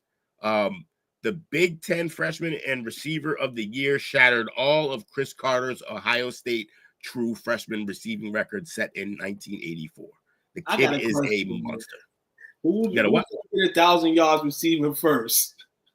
Jeremiah. Oh, he'll get it. He'll get it before Drake does, for sure. For sure. I promise. Book it. Oh, dog. I was looking at this dog because I think so too. He gonna break it this side. He might break it this. He might break it on. He gonna break it this weekend. He gonna break it this weekend. Jake London won't. I promise. Although Penix might come in there and light everything up. Anthony Hill Jr., linebacker out of Texas. He's a sophomore. 47 total tackles, 7.5 sacks, 4 forced fumbles, and 1 pick. Kid's a beast. Pure athleticism. It's fun to watch him. Sideline to sideline type of guy. They got rid of Overshawn, and this guy came in.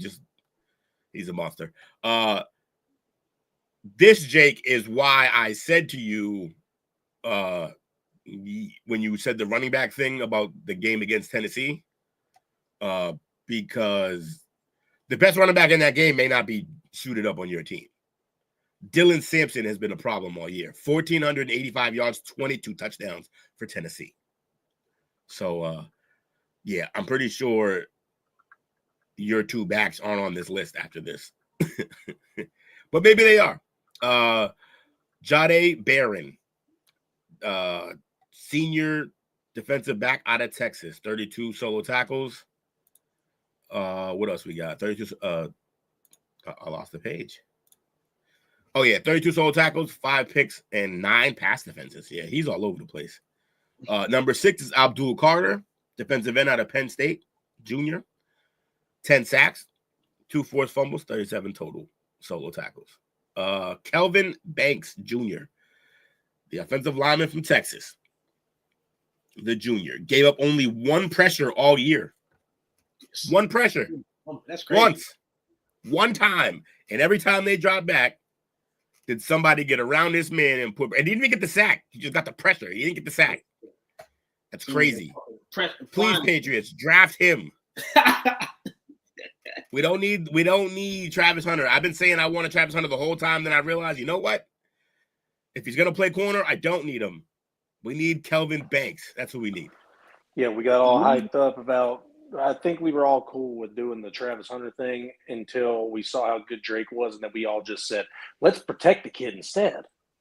Yeah. I'd also rather stockpile picks and go out and get Zachariah when he comes to the league, or Ryan Williams, who, by the way, how wasn't Ryan on this list? I mean, he's probably higher up, but that's ridiculous. Tyler Warren, number 4, tight end out of Penn State, 88 receptions, 1,062 yards, 6 touches. He's a big kid. He's going to be nice in the league. And shockingly, another running back in the top 3, number 3, Cam Scatterboo. Cam, what you know about the Scatterboo? It's a white running back right here. Hey, it's a white Scatterboo, a beast. Scatterboo. I should have been the best running back in the country. I should have won that award. 1,568 yards, 19 touches. Scatterboo is the real deal. But will he be anything in the league? Somebody's going to sign him and be happy. He's going to be number 2 receiver. I mean, the number 2 player in all of college football this year. We know it's a wide receiver. Quarterback from Oregon, senior Dylan Gabriel. 28 touches and 6 INTs. Dylan. He'll be playing on Sundays. I wonder where, though, because he's a smaller guy. He looks 5'11". like a giant. Huh? He looks like a giant. I don't know how. He's 5'11". That was the joke. We got to work on what the word joke means. Short guy playing for the Giants. He looks like a giant. Oh, my God. This is like calling the tall guy tiny. God, yeah. Dude. My jokes are stuck in the 60s. Leave me alone. Yeah, that was probably the issue, yeah. And number 1 player in college football this year, Coach would have according to ESPN, is Ashton Jonty. Running back, Boise State. But when is it? I'm starting to wonder when the hell, who wrote this and why isn't Travis Hunter at number 1? Because they already know Genty. Oh, this is super old. That's hilarious. Travis was probably hurt at the time that they wrote this. They probably was hurting on this demise. Nah, it was like a preseason one. That's whack. Oh, well. They were just shading Colorado all over, man. You know what I'm saying? Who's a lefty in here? Anybody a lefty? Lefty. No, I'm no lefty. I'm a lefty. First time since 2012, 2 left-handed QBs are set to start in the same week. Tua and Michael Penix will be 2 on Sunday. The last 2 occurred in 2012. Vic and Burnell. Tim Tebow. Oh, it's Tebow. Ooh. Obviously, one is good and one is not. So maybe Penix is the guy that's the better QB. And maybe 2. Are we not going to get to do picks today? Looks like we're not. I mean, if we don't, we can have a special edition in the morning of picks, man. But I don't think everybody's going to be up. Hey, it said that I don't know if Coach is home to be able to do it, but he did write in the chat saying still driving, but I'm here. Yeah, so I don't know how that. Oh, he's right here. Duh. Oh, my man wasn't letting Coach in, man. I ain't know, cuz. It's about damn time I've been back here for like 15, 20 minutes. I didn't know. I was on a different screen. I forgot you riding in the car. You don't got the keys tonight. Coach, if it makes you feel any better, Coach, I saw you were there. I just thought Will would see you quicker. Why? When I was on a whole different screen reading a different website. Well, you're the person that's you're the controller. You should know. Yeah, I'm controlling what we're reading for the topic. Yeah. Anywho. I seen the message at 10:19, but I was just thinking that he's at the crib. But he said driving, so I just looked at it quick and was like, "But I'm here." If he was at the crib, he would have just I put think he's himself like up. the control being in the car, so that's on me. I see. Tell him again, Jake. Jake's just told to be here. He's not told to do anything else. Yeah, I show up and say bullshit. That's it. I agree. Hey, it's this type of time of the night. Coach will update you on the standings, man, when he can, maybe tonight. But we're gonna do our his numbers at home, right? He ain't got the numbers with him. That's what I'm saying. We don't need the numbers right now. Coach will insight. Yes, we do. The group. Hey, I'll tell you what. I can do Coach a solid. I'll let me get a pick'em sheet. I'll mark each of our papers and I'll send him pictures and he can upload it. I mean, you can upload them, but I always pick my picks to see my picks anyway. So this is. No, that's fine. But I'm gonna get them and then I'll mark them and then I'll send him all 4 pictures so he has the picks so he can lock them in. What week are we on? 16? Yes, we are on week 16 in the NFL. 15. Wait, no, I don't know. No, 16. He's right. 16. All right, let me get this pick'em sheet saved and I'll read them off and you can write them so that you can at least get the shit down. Okay. It'll be easier. Or you can do it and I can go back and I can do them later on, Yep, Coach. Just in case we lose you at any point during your picks and all that, just throw them in the and you know what I mean, and we'll label them down. All right, so the first game that we are going to go over for this week is Denver at the LA Chargers. Who you got, people? I'm gonna go Chargers. I'm gonna go home team in this one. I gotta get my go back after last week's loss on Thursday night when I picked the Rams. Hang on a minute. Hey, wait, Coach, are you going back to read them or am I actually taking these all down for you? I got Coach. I can take coaches down. Either or. I can take coaches down. That's cool, Jay. Either or is not helpful. Coach, I'm gonna be home in like 5 minutes. All right. So we can just party and bullshit and party and bullshit. There ain't no kids in the car, right? I'm wilding. Nah, no kids in the car. No, we got it. I may have probably should have asked that before him, but yeah. So, Coach, who you riding with in the first one? Since we got the first one out, he muted himself. Okay, he's a muter. Oh. Yeah, I don't want y'all to get all that road noise. Oh no, you guys deal with it with me all the time. It's cool. Yeah, reluctantly. That's because you have no podcast etiquette. He just don't. He went from the being the Darth Vapor to then the burper. And I burped once. Give me a break. Not burp then last week it sounded like he was cutting his toenails. that wasn't me either. Allegedly. Oh, it is confirmed. I thought this was a funny ass joke, but it is confirmed true. As of 6 minutes ago, shout out to DraftKings. He actually was getting a Costco hot dog, which is $1. Michael Penix was. So glad we got that cleared up. Yeah. That's it. Me. Like, what, man? Listen here. I'm just trying to make it in the league. Hold on. I'm just trying to make it in the league, fellas. You the starter this weekend. Oh, snap. Oh, shit. Throw this hot dog in the trash. Let me get a $2.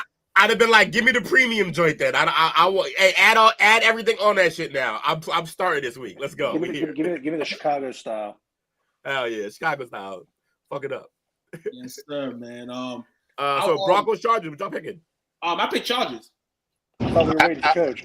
I got the Chargers as well. Okay, now y'all know Herbert's questionable.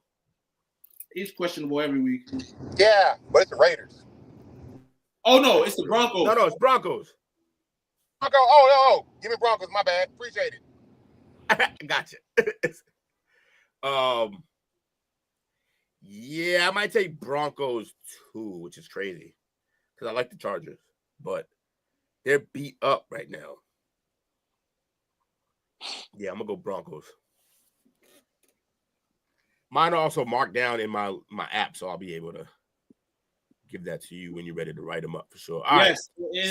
it is complicated right now, but I'm hearing as it is, he's probably going to be playing hobbled, obviously, but there's no injury designation for the game. But never mind that Broncos do got a good defense, so definitely is going to be a long night. All right, so Jake, who'd you take?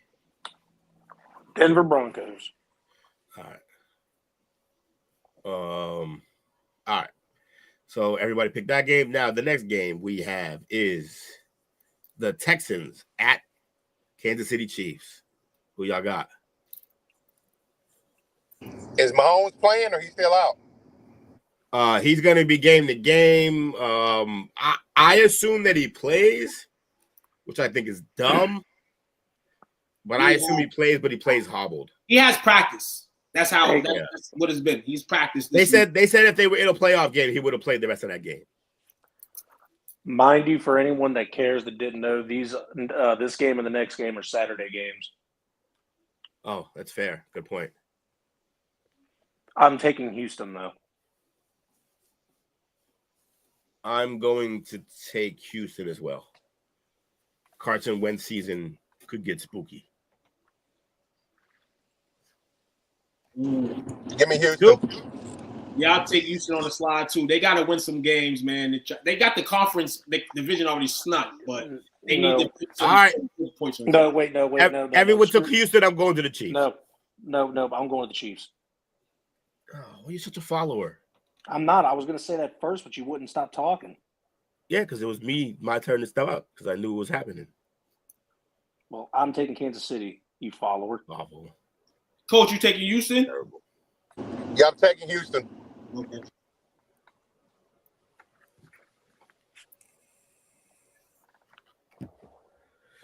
Next game, Steelers, Ravens. Who you got? Ravens. At Baltimore. Ravens. I'm taking the Steelers. This is going to be a physical game, and they're the more physical team. I'm taking the flock. Flock. I am worried about – actually, you know what? Now I think about it, yeah, I'll probably go Ravens because I forgot TJ's hurt. And it's his plant leg. It's the outside leg for that pass rush. So, yeah, I'll go Ravens. All right, next game. Wait, did you pick, Coach? Yeah, you picked the flock.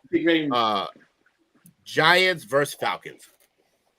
Give me the Falcons with the rookie playing. Wins his first game. Yeah, I'll go Falcons too. There's no, they're better than the Giants, man. I'll just go simply off that. Giants are a garbage team and a garbage franchise at this point. And that's what they get. Who the Falcons playing against? The Giants? Bowls. Yeah. Huh? Oh, yeah, give me Falcons. Penix wins his first start. Yep, Penix wins his first one. I'm taking that flock as well.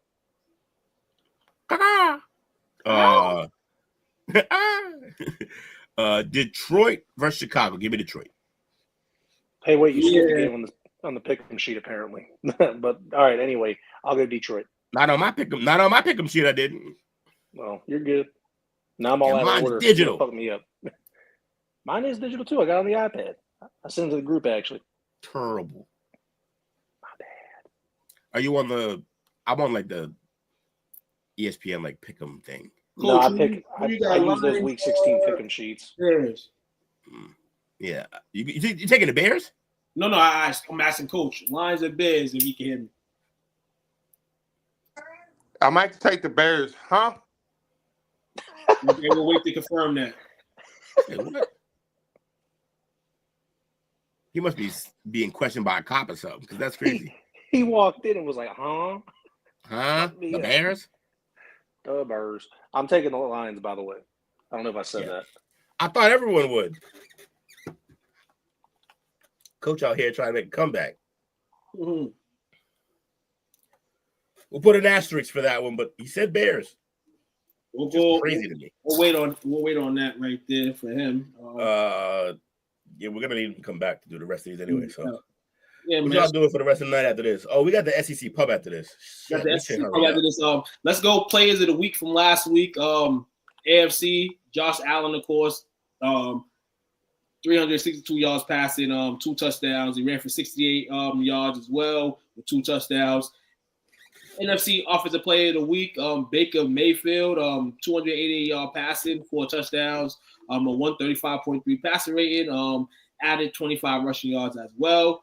On the defensive side, Houston's Derek Stingley Jr., who's definitely going to have to be good use this weekend against the Chiefs route runners, 5 tackles, 2 for loss, and 2 INTs.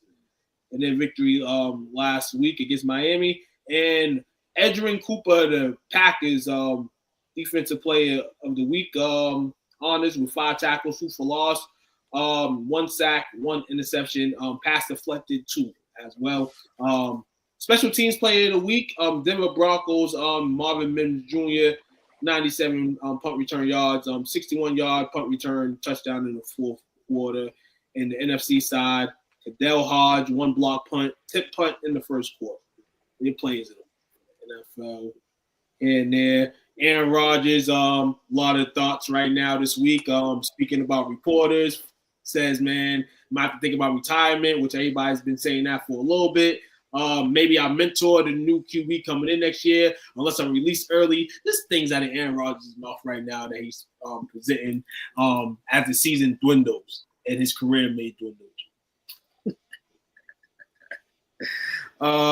NFL rushing yard leaders, we know Saquon's on top with 1688. Derrick Henry follows at 1474. Josh Jacobs at 1147. Kyron Williams of the Rams, 1121.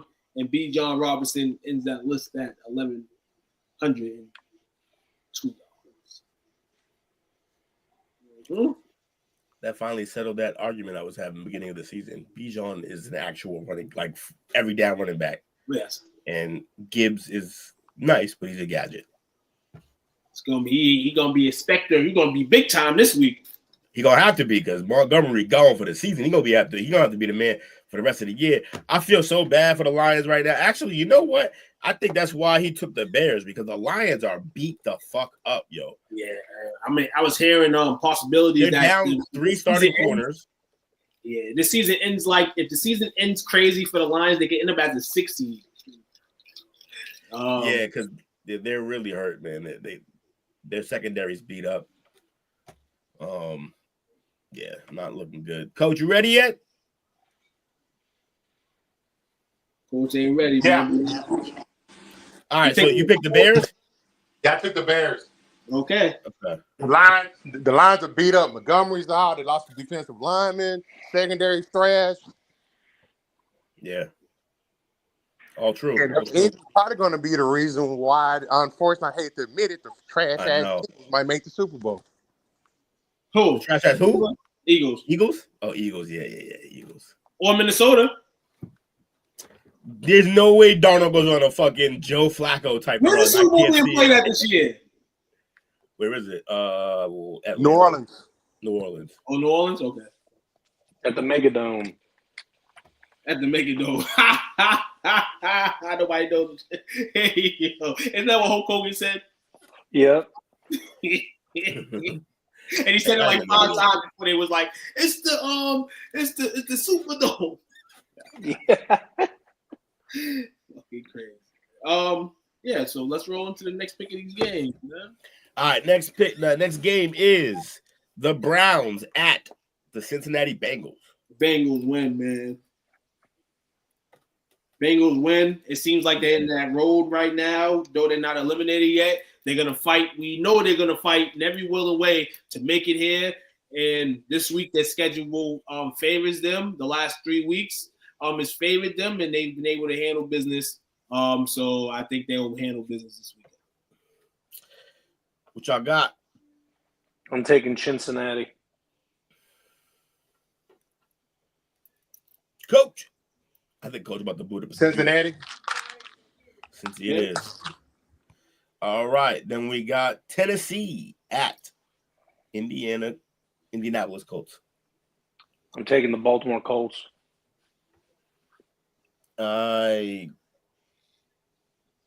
Yeah. Tennessee defense is actually kind of solid, but let me be real. That Mason Rudolph side, and they played 2 games with him. It gets crazily two of the 4 best teams in the league, and the Bills and the Lions, and was able to just beat Capolsa with that. So playing Indy in the way they play football and make bad mistakes, it's gonna be a closer one, man. Well, Indy should win the game. Titans, if they win, man, I wouldn't be surprised. If you have better, man, you may want to take the Titans. Give me the Colts. Yeah, I'm gonna go Colts as well. Hate betting on the Colts though. I can't trust them. Yeah, don't bet on them. The next game is the LA Rams versus the New York Jets. In New York, I'm going Rams. Give me St. Louis. Rams. Ooh, man, Rams, man. Aaron, dog, just keep your mouth shut, man, and you'll be good. But you want to open your mouth, and now the Jets are going to lose. You see him get a little public service announcement again today, bitching and complaining about what people are saying. Yep. On Twitter, bro, stop fucking play football. Stop crying, bro. This dude just wants to be on camera at all times. It's the only thing I don't like about the Pat McAfee show is that they do a weekly fucking interview with that piece of shit. Start watching The Hurt on that day. No, because that's the only way I can make my day worse by watching that idiot. That's how dumb Cowherd is. As annoying as Aaron Rodgers is, I would rather listen to Aaron Rodgers talk for fucking hours than anything Cowherd has to say. That's fucking wild, but okay, move on. It's not. He's just Jake's boy, man. He's consistently wrong about so much shit, too. That's the other thing. And he really is. And not only is he wrong all the time, he fucking just acts like, oh yeah, it was nothing. That's something X, Y. He'll just make a bunch of excuses. The guy is a joke. He is. Don't know what to tell you. Cardinals versus Panthers.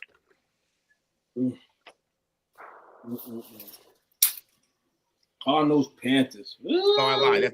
I lied. That's not the next game. The next game is Eagles, Commanders. Sorry. I'm going Eagles. I'm going Washington. I think Scary Terry goes off. I'm going Eagles. The book is out on Jaden. It ain't Jaden. The book is out on Kingsbury second half of the season. Aren't the Eagles down a corner though right now, or a couple corners? They still got DeJean, I know that, but he's playing more nickel. Yeah, but the rest of their team is entirely just better. Yeah, but it be these division games. You never really know. Jake's going on the upset trail this week. I shout out to you for doing that, man. Definitely got to do that. I'll take the Eagles. Cowherd probably told him to do it. No, wifey told him to do it. Nah, she's asleep. The picks would be good if she told him. Nah, she's get out of here. You should be happy about that. Yeah. Wifey. What's wrong with you? Who did Jake take? Jake took the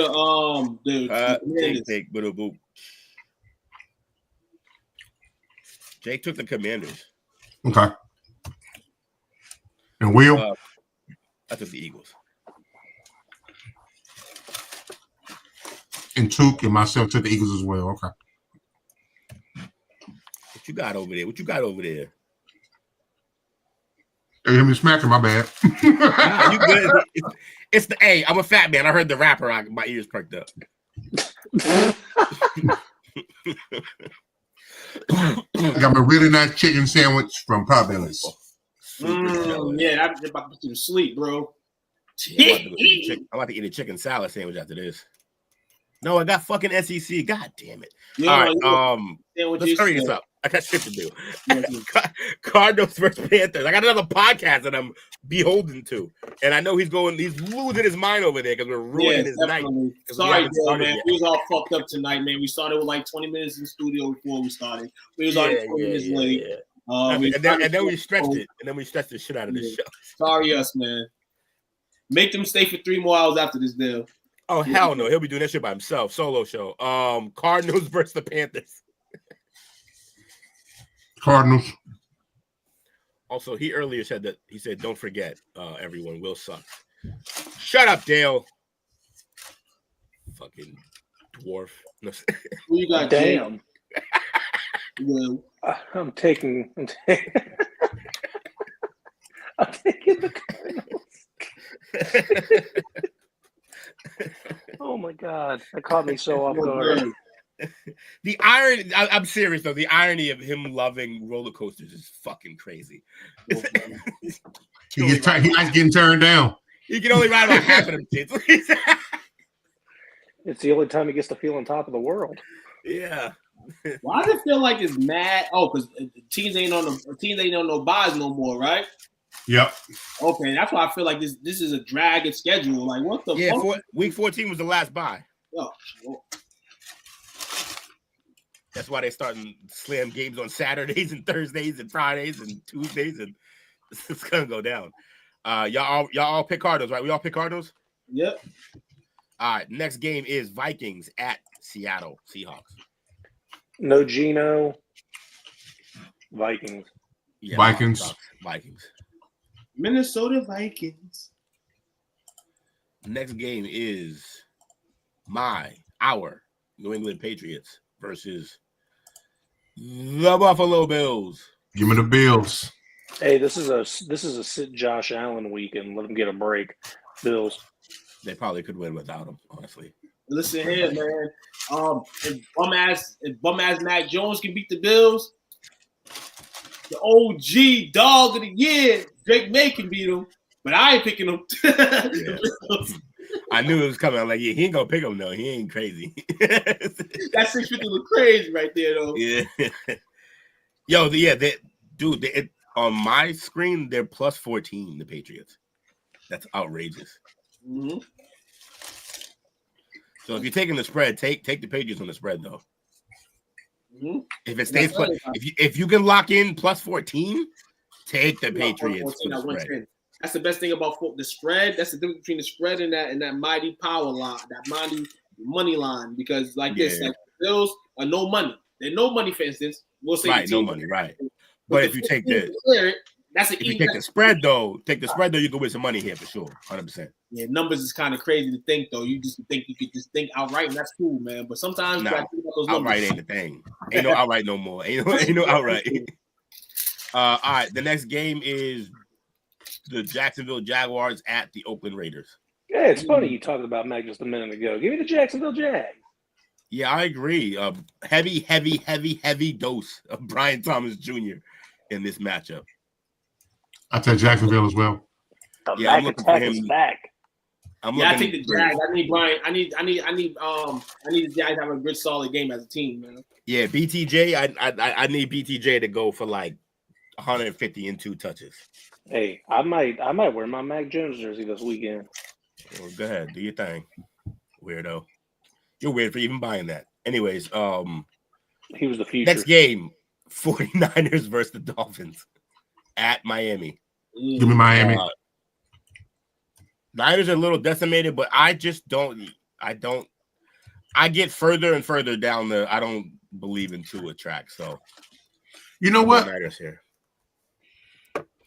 After the debacle they had the other night with the guy walking off and the media attention, they're gonna be fired up and centralized. Yeah, they're gonna give me San Francisco. Yeah, me too. Same. Yeah, man. Also that's what's plus 1. They're plus 1 underdogs. Miami play, and it's crazy because Miami plays great at the crib. Their problems wear them when they go away. So this is gonna be a very intense because I guess they're still trying to get in. But then the 49ers, in their mind, they're still trying to get in. This is going to be an intense game and all. Also, man. They may have some shit to deal with in their locker room. I don't want to make too much of a tweet, but Tyreek Hill tweeted time to go, coach. But he didn't put any punctuation in. So that could mean so many things. It could mean time for me to go, coach, like Teddy Bridgewater did, or time to go, coach, give me the ball, or time to go, coach. McDaniels is whack. Yeah, it seems like that's a good 100 for him, man. 49ers, man. But I'm gonna take 49ers, man. And then we have. Hold on, I What took Miami. did Jake take? Taking Miami. Thanks for forgetting about me, Will. Well, speak up.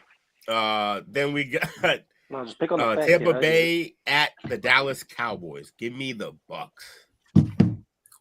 If the fucking Cowboys are trying to win games still, like this week, what are they even doing? Just cut everybody upstairs, downstairs, all of them. I'm gonna be real. I'm gonna be freaking real with you, dog. I mean, I'm gonna pick the Buccaneers to win, but they playing Baker Mayfield, and I like Baker Mayfield's chances to flop rather than Glock this week. After he had a good game last week. Man, he had a good game last week. He had a stellar game. Baker's been lighting up, though. Throw some picks down. He could, but I don't know who he gonna flop on. Your whole team injured. What is he flopping on? Play hard down. No, y'all play hard. I love that part, but like, y'all just ain't got the talent out there right now. Everyone's dead. Let's go. Give me the Bucks. Drake. Fuck. I said the Bucks already. Say it with your chest. It's not my fault you can't hear, old man. Get a hearing aid. Oh, I can hear. You're in my head. See, literally, all of y'all just always fucking in my head. I'm always in people's head. Saints at the Green Bay Packers for the Monday night game. At Green Bay. Yeah, because it's at Green Bay at night. And the Saints are garbage. So it's over for the Saints, man. We Dale admitted. According to Dale, they're still trying to make the playoffs. Mm-hmm. Yeah. Playoffs. According to Dale, a lot of things are wrong. What up, P Dollar? P Dollar in the building. Why? What's that from? Why does he always? That's just his. Why does he be whining? Him and I know Unc used to do it cellularly. Oh, okay, yeah. It's something that him and I believe him and Unc got, man. Bet. Nah, man. Nah. And those are the picks. Pretty sure Coach got them locked the fuck in. I sent my picks in the group chat just in case. My man in my Denzel Washington voice. Or the Black Principal from Rick and Morty. Oh, yeah. He's a mess. Hold on, man. Hey, man. If anybody, this is bad. This is not a sports topic right now. If you're in the Austin Bryant area, man, police need help in seeking an individual, man, that's stealing from toy drives, man, on Christmas, and that's not good. Hey, Took, man, we had to talk about this, man, Took. Come on. Nah, we ain't gonna say the lady's name, but listen here, man. You taking choice from Austin Brighton, dog. Now if it was any other place, yeah, man. You take place from the hood. You still from my hood. Hey, Took. Anybody got eyes on Zach right now?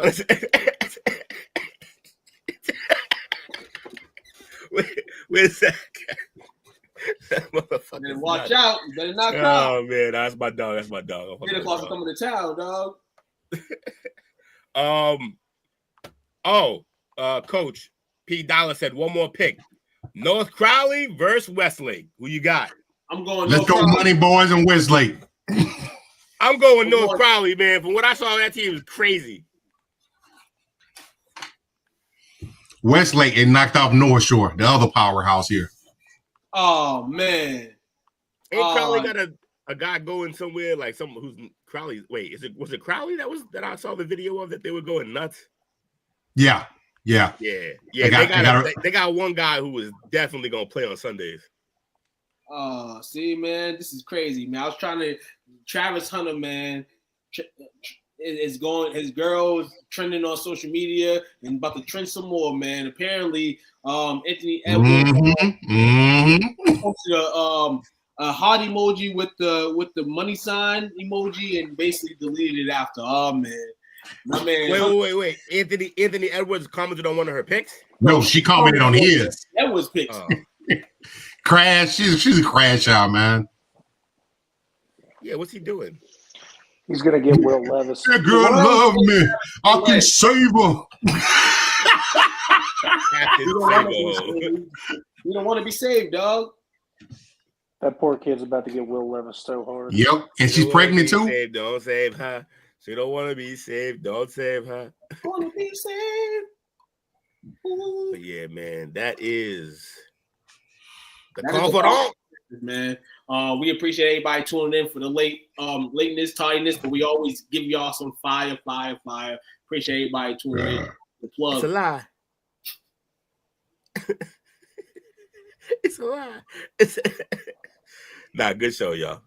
Shout out to the chat, whoever was here. I'll run the names right quick. We had, damn it, Bobby. Shout out to Bobby, Chris Vick, my man Scotty, aka Big Mizzo, and Ant was in this building, and Coach was in here. Now he's really in here. And P Dollar. That wraps it up. We ain't done. We're not done. If you want to see more college football talk, tune in on the other channel, or same channel, but other link. Where shout we do to Dale, the man. SEC Pub. Dale, don't shout to Dale. Fuck Dale. Dale sucks. Dale, you suck. Dale sucks. Dale sucks. Dale sucks. Dale sucks. Thanks for watching our show. Remember to subscribe for more shows on the network. Smash the like button, share, and comment.